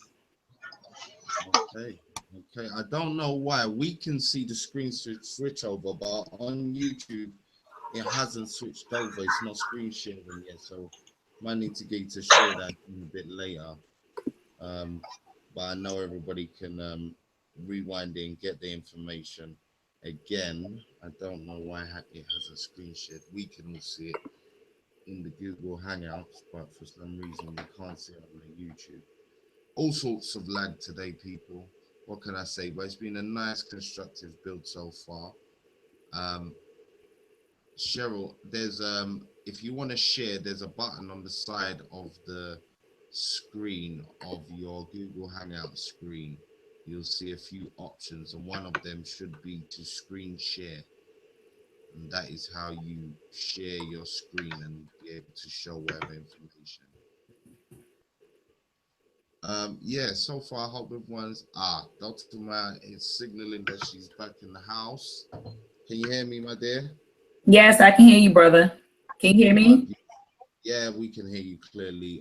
We're having all sorts of technical issues, but we're muddling through. We're having some beautiful bits of information dropped from the sisters. So I want to thank you all for coming and sharing so far. And you know, until the next technical fault, is there anything else you want to add or key points you want to hence on when it comes to the education of our children? Again, Dr. Ma'at. I just want to emphasize, brother, that we can no longer permit our open enemy, our oppressor, to shape and mold the minds of our babies. As African people, what we've always done was we always were the primary molders and shapers of our children's minds, and things will continue to happen. You will continue to see incidents of people like Kanika Jenkins and and different people that are getting murdered and all sorts of deviant behavior. We'll continue to see this deviant behavior as long as we permit our oppressors, our open enemy, to educate our baby. I feel like Brother Terry and Brother Rich, that there are no more excuses. There are no more excuses. You have a lot of programs that are available to parents to supplement the education that they're getting in school. So there's no more excuses. You got, the Black Child Agenda. You have the other brother Consul. You got Sister Monica on the battlefield. You got Ed Anime Productions. And let me show you what we're doing for parents. I'm getting ready to share my screen to show you. So you'll see that there are no excuses, no excuses. So you have visuals. I got a phone call from, I don't know if you guys are familiar with Brother Sababu. He's the editor and publisher of Blueprint for Black Power by Dr. Amos Wilson. So, that book was published posthumously, and it was published by Sababu, who was Dr. Amos Wilson's former business partner. He called me a few weeks ago, and he thanked me, he thanked my team for producing Meltrek, because he said that we actualized some of the things that Dr. Amos Wilson wanted to do to awaken the genius of the Black child. And that was to produce visuals and audios for our babies that teach them who they are and that boost their self-esteem, right? And so that's what Meltrek is all about, teaching our babies who they are, trying to uplift them mentally and spiritually, and also to preserve African history. So there are tools. We have books. You go to edanimeproductions.com. We have 2 films available. We're working on a 3rd film as we speak, but currently we have 2 films available. We also have a storybook available. Now look at this storybook. I want to show Sister Cheryl this, because she mentioned earlier that we need to be teaching our babies about who they are. In this storybook, we're teaching our children about Imhotep, right? The great architect, the great mathematician, the great doctor. They learn about Imhotep in this book. They also learn about the pyramids. They learn about the pharaohs, and look what color the pharaohs are. Look how they're depicted. Look how the Egyptians are depicted in this book. All right. They learn about Black kings and queens. Look at this. This is the type of stuff. I can hear you clearly, but we can't, like, it's locked onto the screen share, but for some reason it is not going over. Right, we can see it on our screen. Let's see if it comes up. It's not transferring over onto the YouTube for some reason. We can see your screen and see what you're sharing, but we're locked on the system right now. Oh, wow. Do you want me to continue, brother, or do you want me to wait? No, because I really want people to see the visuals as well. So I just want to see if it's going to. Richie, tap onto the screen. Can you see it? I can see it. We can see it, but it's not transferring over on YouTube. Continue, my sister. Click on my panel. Click on my panel. Did you click my little screen to lock it in? Yeah, it's locked in everything, but it's not transferred. It's been locked on the same screen on YouTube. Wow. Since Sister Monique was talking and she was trying to share her screen. We can see it on the small screen, but it's not transferring to the big. I don't know why. They're trying to stop this information, but they can't stop this. They can't stop this. Black Eyes TV in the house. Continue, my sis. All right, we'll do. So we have the visuals here. We teaching our babies about, you have people like Sundiata Keita, our great Black rulers, Mansa Musa, Sunni Ali, Askia Muhammad. They learn about the Twa people. They learn about all the different structures that we built in Africa. They learn about the warrior king, Shaka Zulu. So these are the sort of things that we have that we're teaching our babies with the Meltrek project. And then parents who want to homeschool their babies. We have this. We have the meltrek unit plan available. And let me show you. This is what Sister Monica was talking about earlier, that you can download unit plans. Look at this. We have a unit plan called Pyramids of East Africa. All right. We have another unit plan called the African Origins of Mathematics. Another unit plan that was designed to increase the comprehension of the Meltrek Episode 1 film. Now, each unit plan comes with 10 days worth of lessons. So you have 10 lessons, and then you also get a Meltrek learning packet with the unit plan.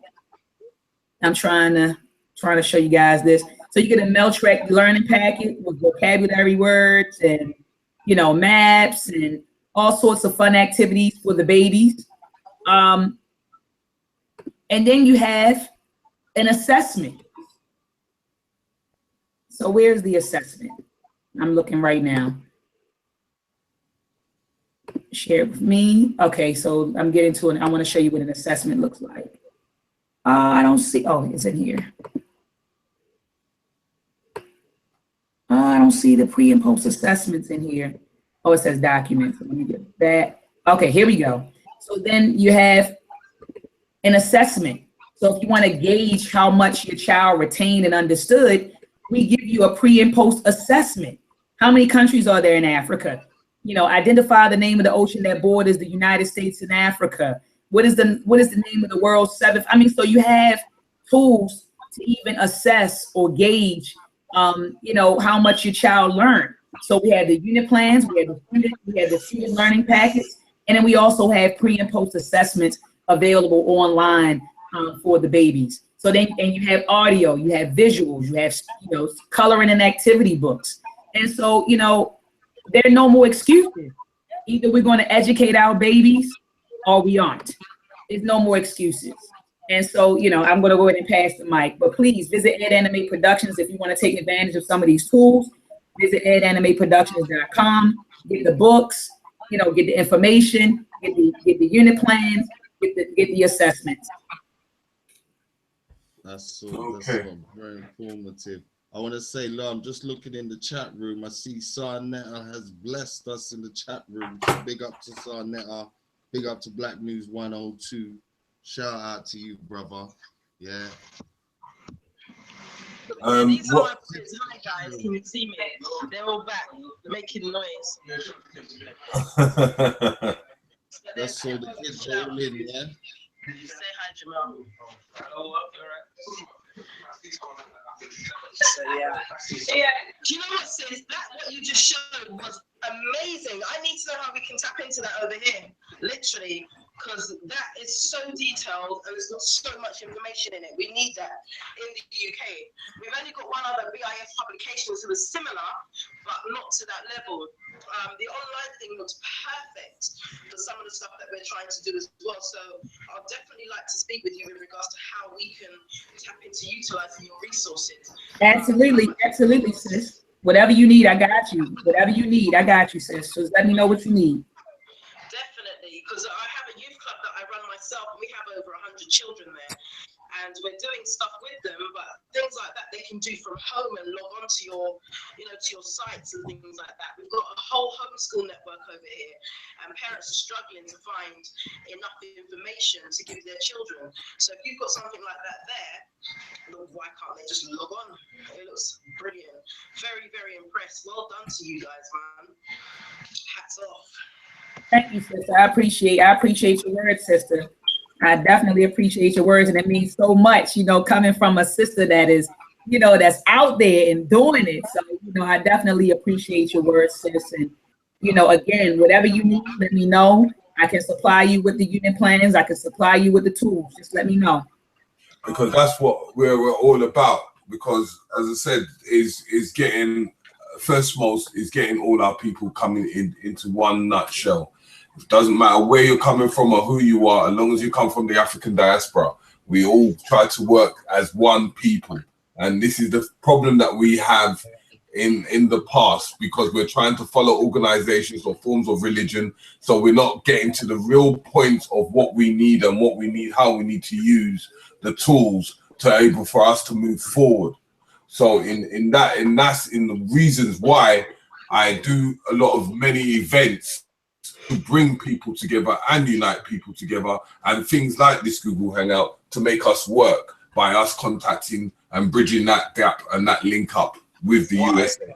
I do a lot of many events to bring people together and unite someone in. We've got Manhood Academy to make us work by us contacting and bridging that gap and that link. Greetings. Greetings. Yeah, greetings, Consul. So from the Manhood Academy. Okay. Okay. So we were just reflecting on, just give an insight of what Manhood Academy does. Well, the Manhood Academy grew as we turned them in. We shaped them in an urban right. We shaped them from boyhood to manhood. It's rites of passage, which is indigenous to our natural culture, and we're just bringing it back in a different form. Consul, you're breaking up. We were taken in seclusion to the forest to be initiated. Well, we live in an urban concrete jungle. We don't live in a jungle. So we groom our boys and we shape them up in how to survive the concrete jungle. Consul, you're breaking up. Okay. Did you hear that? No, I can hear you. You can hear. And then I want you to give us the insight on about origin as well. That's my original home. I mean, I started with Origin Rites of Passage 10 years ago, and it's pretty much the same formula. And what I did last year is I brought my brothers together from the Manhood Academy, and we broke bread and we sat in a round circle with Origin, and you know, we just built upon the concept. So Manhood of Origin, and as I said, essentially of passage. And to expand upon that, okay, let's talk about gangs. First of all, at the Manhood Academy, we're approached by a lot of media. We've been on the BBC, The Guardian, London Live, etc. But we create our own criteria for media. So what do we say to these people when they want to approach us and know what we're about? We say, first of all, we do not focus on gang culture at all. So it's almost like I don't even use that word when you talk to us. We focus on the greatness of our young princes, and we focus on the solutions of our young princes, because we know that's a social narrative that's just upheld to keep our young black boys and black girls in a status quo. So it's not even part of our dialogue.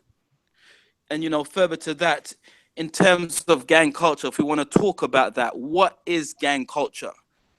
Let's take a look at it. I mean, I've written a book called Sacred Man, From Boyhood to Manhood to Divine Masculine, and it addresses rites of passage for our young princes. So what is rites of passage and what are gangs? A gang, essentially, when you join a gang, you have to prove your camaraderie. You have to face some kind of challenge, could even focus towards some form of danger. You will need to prove yourself to the brotherhood or sisterhood. So what is rites of passage? You have to show camaraderie. You have to show bravery.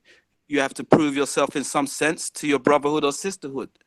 So the culture that is just kind of ensuing us globally, or young people, in terms of the so-called gang culture, is nothing but rites of passage without the assistance of the wise elders.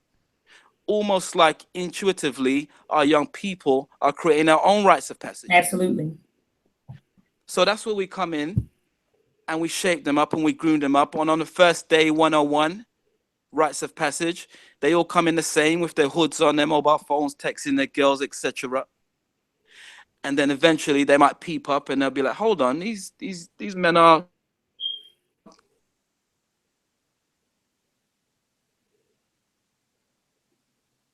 Hello? Hello, Consul, you cut out again. What was the name? I didn't catch You guys will have to... Mm-hmm. Go on. Consul, Yep, I'm here. Yeah. Brother Consul? Yes. What was the name of the book? I'm on Amazon right now. It's called Sacred Manhood. Sacred Man, From Boyhood to Manhood to Divine Masculine. It was blessed by Queen Afua, as you know, who wrote Sacred Woman, who we've all, in fact, Black Ice and myself have been working with very closely. And she just kind of sanctioned it and blessed it as kind of the masculine version of her book. Oh, okay. Her classic book, Sacred Woman. So that's the name. And eventually it was inspired by just writing a manual for our young princes based on the work I've been doing for 15 years. And just giving them something tangible to reference to. Excellent. Excellent. Okay. So, Brother Consu. Yes. So, finish off what you were saying as you was going into the Manhood Academy. Yeah, I mean, we're talking about the destruction of the black child. I mean, I kind of chimed in on some of the dialogue that's been addressed. And I mean, one of the things I teach is Black history before slavery, right? Which I heard Sister Ma'at talking about with the meltrek program. You know, I also see you, Sister Cheryl, in the great works you're doing out there. But you know what? It's essentially, if our young people really know who they are, it's checkmate. Why? Because if you know that your ancestors are the creators of all culture, it's game over. If you can really program our children to know who they really are and who they are ancestrally, over. So if we go to the works of Dr. Frances Cress Wesling and her theory on why we have racism, we know it's about survival. It's about survival of the fittest. So if a culture is genetically recessive and the end game is that the predominant culture will come to the forefront instinctively, even if, you know, the way some people behave of other cultures, they may not even know why they behave like that towards our culture. It may well just be instinctive a lot of the time. You know what any means necessary. Do what I need to do to preserve my culture and my people and my genetics. So it's a metaphysical concept, but essentially it's filtering down to our young princesses, going back to basics in education, etc., etc.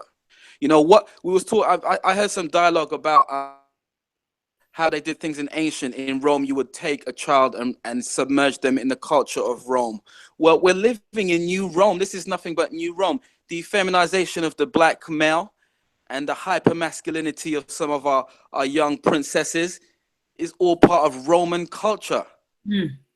Gender neutrality is all part of Roman culture. It's being just brought back in a modern form, and it's totally foreign to our culture. So we have to counteract it, I would say, by alternative education. We cannot rely on the system to educate our young princes and princesses. We can't rely on it. And further to that, so many instances where a young prince has come up to me, I'm African, I'm Black British, which essentially is like saying, I'm not African, I'm Roman. It's the same thing. So our young people are being socialized with a mindset that is fragmenting them from actually who they are. So it goes back to what we were talking about. It goes back to know thyself, know thy history. Then you start walking a bit more confident because you have a sense of self. You know, so all the solutions are here, and all of us on this call are part of the solution. And all we can do is do what we do on a microcosm, be in a larger scale, but we just do what we do one by one, piece by piece.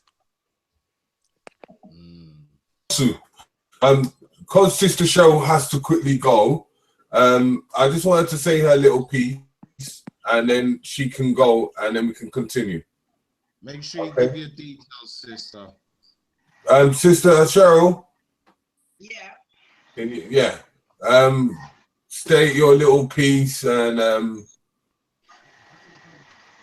we can. It was good discussing with all of you, definitely. And do you know what the main thing is? Just keep doing the work. Because the more of us actually doing the work, the more of us actually invested in other people, those young people will become adults one day and basically repeat what we have taught them, because it will get them somewhere. And that's the main thing, because as our hashtag goes, our children are watching. They're watching if we're not doing anything to support them. They're watching when we are doing things to support them. They're watching everything we do, everything we say. So for me, it's just, you know, just continue to do the work. All of us are doing our individual things, but it is a collective, because if they're not coming to me, they're coming to you. If they're not coming to you, they're coming to somebody else. So once we're building as a community, then we will have some strong leaders that will come out of it. Yeah, so if they need to find you, how can they find you? The easiest thing, just Google the Black Child Agenda or Cheryl Phoenix. I've got CherylPhoenix.com as the website. We've got our GoFundMe, the Black Child Agenda. We have Facebook, the Black Child Agenda, Cheryl Phoenix, the Black Agenda, the Black Business Agenda. So any one of those agendas that you're interested in, you will find me. Google Black Child Agenda, Cheryl Phoenix, and mostly my contact details are all over the place. So I'm not hard to find at all. Okay, and the last thing about that event that you said that is coming up.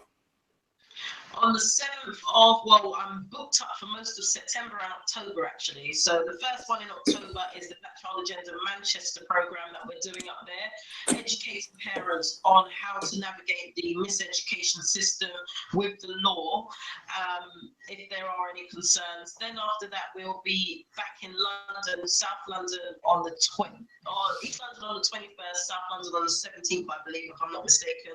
Then we're back up in the Midlands again. So we're all over the country. Hopefully we can come to America and meet with you guys, and actually learn from you, because you guys are a couple of years ahead of us with regards to the brutality. But so we're all over. Black Child Agenda 7th of October in Manchester. The flyers, again, you can find on Facebook. They're out there. So yeah. Okay. All right, well, thank you guys. I've got to prepare for a burial tomorrow, so I'd love to stay, but as you can hear, downstairs is noisy. Thank you very much, Terry and Black Eyes TV7 crew. It was greatly appreciated, and I look forward to seeing this online and doing it again with you guys sometime soon. Ladies and gentlemen, I bid you a good evening and farewell. Yes. Love and respect, Cheryl Phoenix, and the massive works you're doing. Absolutely. Thank you. Take care, guys. Okay. You do the same, sis. And I definitely want to link up with that sister, brother Terry, and brother. Yeah, that is no problem. As I said, we'll all be linking up in some form or some way. And as I said, as we're building towards this international community conference, wherever we hold it, we're hoping that you can attend, as well as if it's in the States, we attend over there where you are. And if we have it over in the UK, we can bring all of you lot over to the event. Absolutely. Absolutely. Konsu, as you were speaking, can you round off what you was going through? Round off. Or just continue what you was talking about. What was I talking about? Yeah, well, as I said, essentially, I've worked in rites of passage for a very long time. I've worked with a lot of our young princes. You know, I've got into the mindset of a lot of our young princes, which is why I wrote my book, Sacred Man, From Boyhood to Manhood to Divorce, to counteract in some form, you know, what's going on the streets. Mm-hmm. Because just to talk about my book. Yeah. But I was kind of noticing something that that I've noticed that I've been hearing on manhood, because even when the young youths get arrested at the police station, you lot get called up as one of the protocols. Well, exactly. I mean, we have systems in place, and it's been time tested where we've showed up at court for one of our princes who may have, you know, gone away, and the judge just says, okay, well, it seems like you've got a healthy support system around you, and it's just a finger wag, you know, just behave and stay close to these guys, you know. So that's an offshoot. We didn't even have an expectation of noble black man steps up and well educated and articulate in front of a judge and representing a black boy, you know, we've had 100% results in terms of dealing with the legal system and our young princes, you know. So that's what's needed. Okay. Where are the wise black alpha males? Where are we? Okay. Okay. Dr. Ma'at, are you there? Yes, I'm here, brother. You know, in the same similar kind of thing, do you have anything that helps? Because, you know, sometimes we have children that, okay, because the system is failing them or they're ahead of the system, so they're mostly the children that kind of get picked up on, or they get sidetracked because they are bored within the classroom, and they start to go the wrong way. Is there a system that has been created in the States like that can protect them? You're saying, so I know that in the States, when our children are in school and let's say that they are ahead of the class and they become bored, I noticed that what they do is they put them in like a gifted and talented program. So, you know, if that's, you know, say, for example, you are a first grader and you're learning on a second grader's level, to keep you from becoming, I guess, frustrated and distracted, you know, with being in class with people that I don't want to say that you think are people that aren't on your level. They'll send the child into another classroom, like a gifted and talented class. They may learn with second graders instead of learning with first graders. So I know that is one method that they utilize to deal with kids who are kind of like ahead of the curve. They'll put them in a gifted and talented course, or they'll allow them to learn, you know, or take classes with the higher grade levels. So that's one thing that they're doing to deal with that. Okay. Richie. Yeah, I'm still here. Can you hear me? Yeah, I can hear you nice and clear. Yeah. In regards to these educational systems and these programs like Manhood Academy, I personally want to give a shout out as well to 100 Black Men, which is an organization which I know is familiar to the US, which is where it started, but they also have similar programs over here now across the UK, definitely in London. So I want to give a shout out to them. And as I was saying earlier, shout out to other people like Cuba who are initiating homeschooling programs. And we're going to be interviewing a few different people from over here who are also initiating some homeschooling programs. So watch that space for those things. And again, Manhood Academy has also graced us with not only Brother Konsu, but his other fellow cohorts came on the show, spoke about their individual achievements as well as what they bring as a collective to form the Manhood Academy. So that's worth looking into. I just want to say thank you to everyone who's been watching so far, bearing with the technical faults, because it has been a funny one today, definitely. But the information at the same time has been very powerful, and it's worthwhile tuning in afterwards, picking this up, sharing it, liking it, and obviously subscribe to Black Eyes TV. Support us. This is a community channel, yeah. This is all about subject matters that benefit the wider community. We're here to serve you. We can't do this without your input, your subject matters, yeah, your support when it comes to the real-time events that Terry's talked about, and Black Eyes TV and Brother Terry will be organizing. Again, please support us in real time. This isn't just a digital thing. This is a real boots on the ground in the community doing things that hopefully we can transfer to the wider community via this YouTube portal and spark some brain cells. And as I always say, it's great to watch YouTube videos, but at some point go and pick up a book. Right, absolutely. This isn't gonna cut it. It just won't cut it. Yeah, if you think you're gonna get everything you need to get from watching videos, you are mistaken. You're going to have to get up. You're going to have to do some research. You're going to have to make an effort. Yeah. You know, the funniest thing is when you say that, right? It's like saying you pick up this, you pick up the TV without the manual. Yeah. So how are you going to work the TV when you don't know, when you don't have the manual? This is why the rewiring of the brain has to happen. Exactly. Has to stop. Yeah. The habits of a lifetime have to change. The creature comforts that we put so much value on, you know, have to get dressed back slightly. And as I said, we have to temper that with going outside, with reading a book, with telling a story, you know, having some quiet time, meditation, these kind of factors. You know, the wider connotations are there. We've talked about it all evening. And as Dr. Ma'at said, you know, at certain points, there is no excuse. Yeah, there is no it's the same thing. It's the same thing with mathematics. You know, a lot of these kids nowadays, they just go to the calculator and calculate what they need to calculate and get the sums. Where in the old times, they were used all different types of things, and even up to counting with their fingers and doing the actual numbers on paper. So, and if you don't understand them kind of equations, you will never get to understand the sciences, because, you know, you have to go down to the grassroots.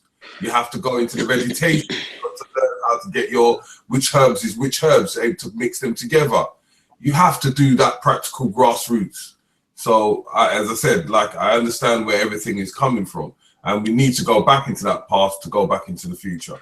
Yeah. You know? Can I add to that, brother Terry? Yeah, go on. Yeah, I mean, essentially, I mean, keep in mind, I mean, scientifically, when you're watching a TV screen, you are absorbing information, right? So what do they do when they want to program you? You know, they'll put you in front of something so that it embeds in your mind. However, reading opens up different channels of the mind, even spiritually. You know, so I mean, in essence, I've read so many books now that I have little attention span reading. I would source information. Information is disseminated verbally. Mm-hmm. So my vernacular language. Yeah. Konsu, Yes. you mentioned something earlier about the way our children, black children, learn. Like, just before we sign off again, I want you and Dr. Ma'at to speak to that. The way we best learn, or the way our children have seen to best learn. Speak on that. Go in a little bit more, and then let Dr. Ma'at go in as well. And then we want a bit of Monica as well, because she's been quiet all day. No, it's okay, because we at 6, you know, I have to roll out because we got other engagements. I'm got to get ready for the conference, and I have my staff in here and get ready to chop it up. Okay, but we just need a couple words from you. Okay, no problem. So, you know, we have to really. I'm just really ecstatic that the educational conversation came up. Dr. Ma'at and Sister Cheryl, you know, spoke in reference to it. And I wish Dr.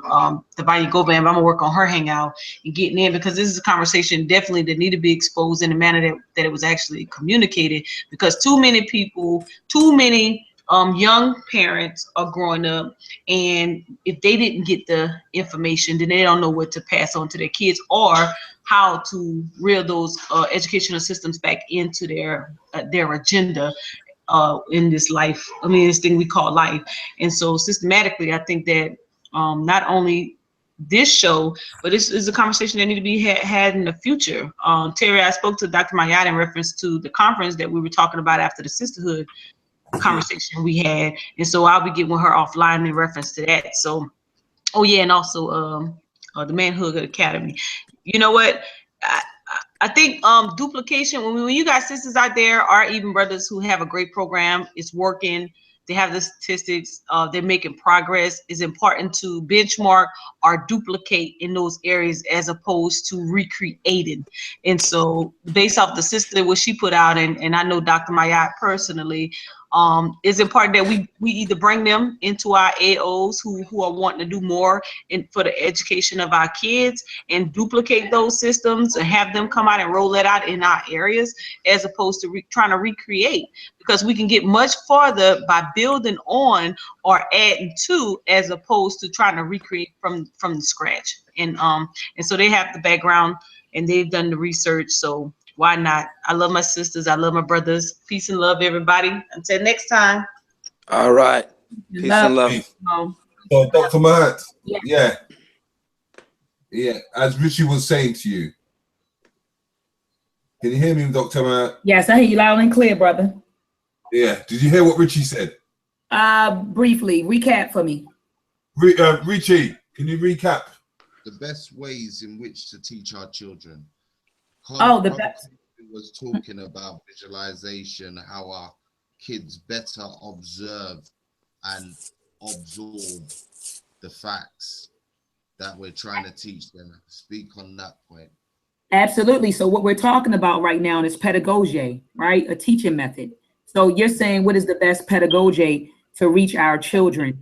And I'm just speaking in the context of meltrek. When we decided, when we sat and we brainstormed, and when I say we, I'm talking about myself and my family. When we sat and thought, well, what's the best pedagogy to reach our children? We thought about, lots of visuals. So that's why we decided to produce the film first. So exactly, our children are visual learners. That's why you got my baby, since he was born. I'm talking about very young ages, 1 and 2. He would grab my cell phone and figure out how to use it, and he would be captivated with the with different websites and different images. So our babies are visual learners. So lots of visuals. We also incorporated hip hop music. We are a musical people. We are, and so when you incorporate lots of visuals and then you follow that up with music, with the music, our babies learn. I have children around the world that are singing the tunes, to meltrek, and what they're singing about is honoring their ancestors, and they're singing positive affirmations of self. And so we incorporated music into the pedagogy. We also incorporate, so we do hip hop music. We use hip hop music with imagery, and we also utilize repetition. Repetition. Our babies learn by repetition. So if you sing it, if you say it over and over again, it sticks. So repetition. Also, our babies are tactile learners. They're hands-on. With my son, I buy him lots of science kits, and we sit down as a family and we put them together, and he learns a lot by doing. So our babies are visual learners. Our babies are tactile learners. Our babies are also audio or auditory learners, and they learn by music. That's why hip hop music is so influential among our youth. We are very musical people, and music draws us. And so, they utilize music to control us and to destroy us. And so, I would say that the ideal pedagogy for a Black child would be to incorporate or to fuse visuals with maybe music, repetition, visuals, audio, music, repetition. And that should be to me, that's the ideal pedagogy for Black children. Yes. Right, that's fine. Yes. Oh, I'm sorry, tactile learners, tactile, hands-on. Mm-hmm. Exactly. Well, as I was saying to you, Brother Richie, as we are developing the what we call the Black Ice TV store, and this comes into the forms of trade, as I always explain, and it's something that, don't you think that is something that we should put on our shelves for the Black Ice TV stores to portray? Are you talking to me? Yeah, Brother Richie. Oh, Brother Richie. Listen, Yeah, can you hear me, Brother Richie? Definitely have that on our portal so the people in Europe and UK could get their hands on those products. So that is definitely something we'll be talking to Dr. Ma'at about. And again, by the end of the show, she will give her details again. They'll be posted in the comments section, and in the details for the video, so you'll be able to know exactly where to go to get any of her products. Plus, as Terry said, we'll be looking to bring that over to the Black Eyes TV store. Okay, Dr. Ma'at, for a second, if we could just try to reflect and see if you could show the meltrek once again and see if it can come, if it comes up. Okay, let me. I just want to check it one more time, just to make sure, so that when people go onto the YouTube, they could see it. I listen, and Monica, thank you for joining us from the Dagger Squad once again. She's become a Black Eyes TV regular. Much appreciated. Yeah, take care of yourself, and we will be seeing you soon. Yeah, thank you. And thanking Garfield as well for introducing us to her from the Dagger Squad.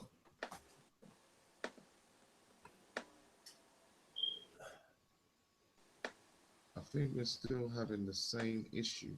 What we might have to do is edit this. It might come up at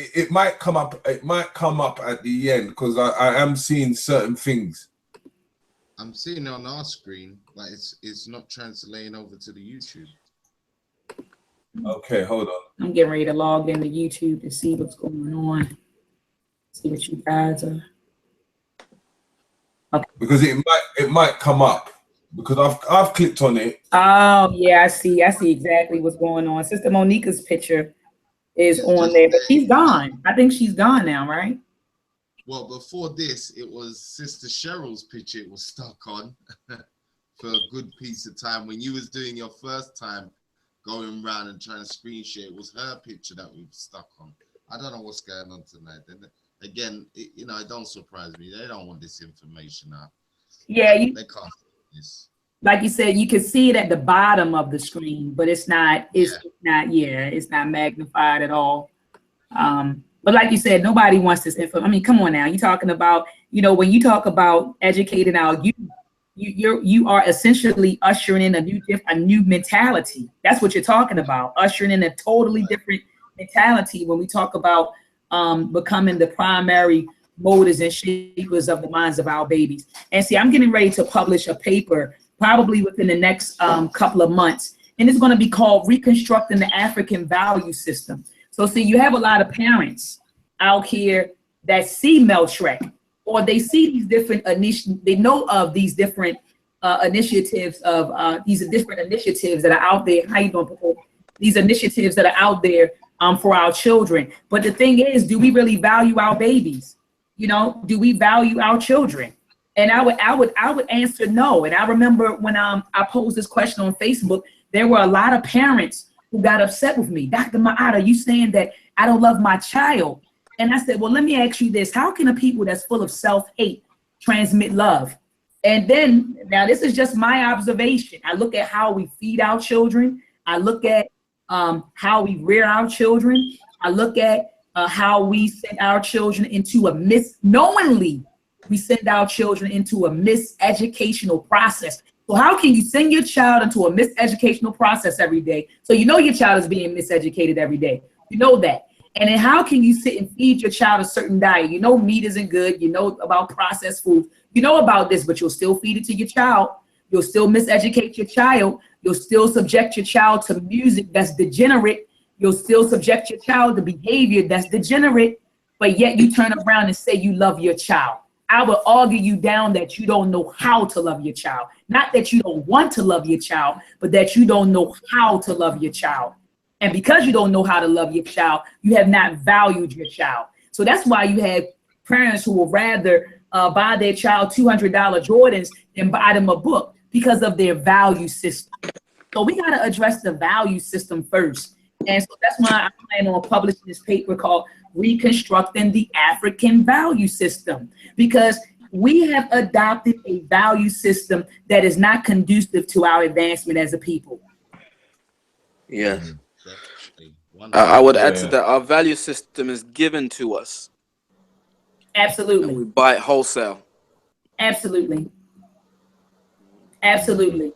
And I feel like the educational process, our education should transmit values. Not only should your values be taught to you at home, but even also in the education system, your values should be reinforced there. And see, there's a misalignment with the African home and with the school system. So when the African home and then the school system or the educational process is misaligned, when they're misaligned, then there's a disconnect within the child. There's confusion within the child. There's torment within the child because the child is being subjected to contradictory values, contradictory ideals, contradictory behavior, contradictory folkways and mores and culture.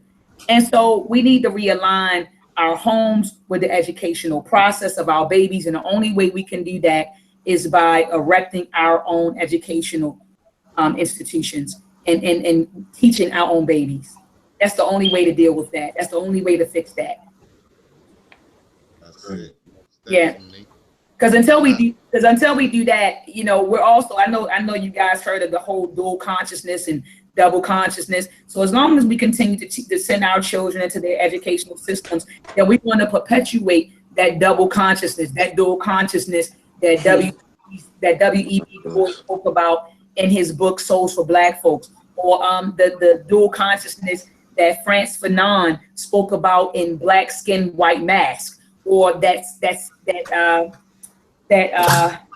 schizoid nature that Dr. Amos Wilson speaks about in his book, The Developmental Psychology of the Black Child. And so to eradicate that double consciousness, we have to be the primary or the supreme molders and shapers of our babies' minds. Okay. So yeah.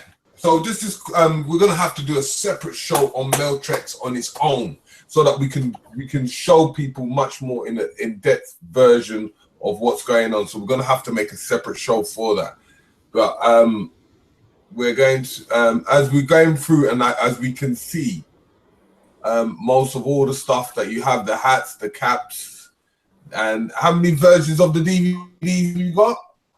We have 2 films available right now. We're working on a 3rd film, and oh my goodness, the 3rd film is going to be called Meltrek Episode 2, Exploring the African Diaspora Part 1. Oh wow! So yeah, we're going in, and we're going to talk about the Ma'at from a position of triumph. So you're gonna understand exactly what happened. You're gonna learn about the different rebellions and the different revolts that took place in Africa in Meltrek Episode 3. So we're going to tell that from a position of triumph. So we don't want our children to think that it was an easy task for them to come into Africa and just waltz off with millions of our men, women, and children. There was a fight, and there was rebellion, there was insurrection, there was sedition, and we're going to teach our babies about that in Meltrek Episode 3. So yeah, we're going to tell them Alpha from a position of triumph. Right now, we have 2 films available, Meltrek Episode 1 and 2.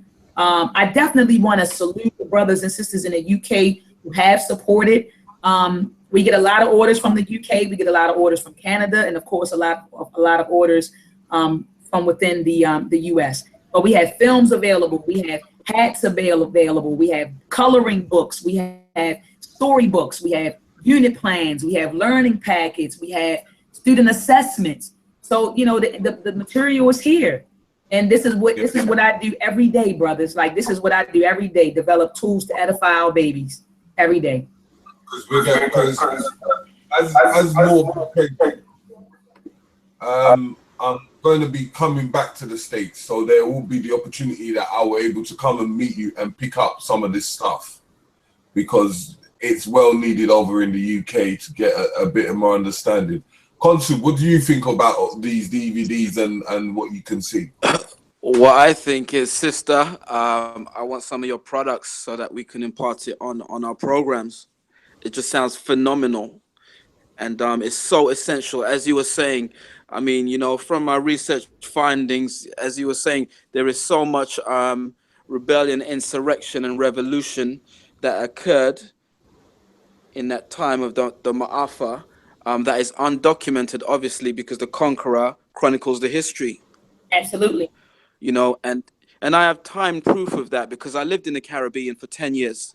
And in that time, I had access to their archives, where I thought I kind of came upon 18th, 19th century books and whatnot. And I found actual names. I mean, I was in St. Lucia in the Caribbean, and I found out that in St. Lucia, the island was taken over for a year, and there were certain names that there were certain leaders that took over the island. They did trade with England, and they bartered and they ran the country. Obviously, it was taken back, but you do not learn it at all in the St. Lucian Caribbean curriculum. And that's just one example. And if you go to all of the islands in the Caribbean or countries in Africa, you would find the same story in every single country. Our great leaders whose names have been forgotten because our history has been rewritten by the colonialist. So what you're doing is phenomenal. I totally acknowledge it, and I'm definitely interested in bringing your programs over here and imparting it on our young people. Absolutely, brother. I mean, whenever you brothers are ready, contact me, and I can put together a shipment, and send it over there to you guys. So, just to make sure that you brothers, have these materials in the UK. So definitely, let me know. And then Consul, I just want to point this out to folks, because a lot of people will say, why are they harping on history, or why is it important to study history? Or people say, it happened in the past, why? Yeah. And I want our viewers to understand that history shapes your world view, and your world view encompasses how you view yourself, how you view your ethnic group, how you view others' ethnic groups, how you view creation. So that's why history is so important. A lot of people say, well, meltrek, you guys could be talking about STEM, you guys could be talking about any other thing but history, because it's in the past. And I just want our brothers and sisters to understand that we opted to start with teaching our babies history because it shapes your worldview, what you think of yourself and what you think of others. So that's why we opted to start with history. There's going to be another meltrek where we teach our babies mathematics. There's going to be another meltrek where we teach our children science. But I opted to start with history so that I could shape the confidence of our babies, so I could establish a legacy of confidence to let them know what has been done before them, to give them the encouragement and the aspiration to do what's necessary or to accomplish and achieve. They say, well, look, if my ancestors did this, then so can I. And so, I thought it was very, very important that we started with history. But we're going to delve into mathematics. We're going to get into science. We're going to get into African spirituality. But this is just the beginning. The beginning stages that you're seeing of the meltrek project. Yeah, because that's our foundation. Because absolutely, if we don't have no history, we don't have no economics. And I think that the word we're looking for is Sankofa. That's for ED. Yeah, going back to fetch it. Yeah, going back to fetch it, because as I said, if we don't have no history, how would we know about trade? How would we know how to supply? How would we even use our history as a form of legacy to able to retail it and to make it into a business? Absolutely. So it begins with history, regardless. Absolutely. Yes. So in that direction, as I always say, is that we always go into the basics of how we always go into the full formats of understanding our history, understanding our health and our well-being, and then understanding the spirit and mind, and then that everything comes from thoughts, and then going straight into economics. So in that procedure, in that kind of format, we know that for us to unite, we have to follow protocol of our history. That's right. Absolutely. Yeah. Absolutely. So Richie. Yes, my brother. Now we've had a fantastic day, and I know that they always say that when people are absorbing, they have about an hour and a half lifespan. So we've had an enjoyable night tonight, and we've had a bit of an understanding, and now we're going to leave it for another time, for another topic and another energy. But I need everybody to spend black regardless of what you try to do, if us to move forward, you just have to keep on spending, so we can keep on producing, so we can leave legacies and foundations for 5 generations deep. So Richie, Konsu, give us give us something for the general public before Richie signs out.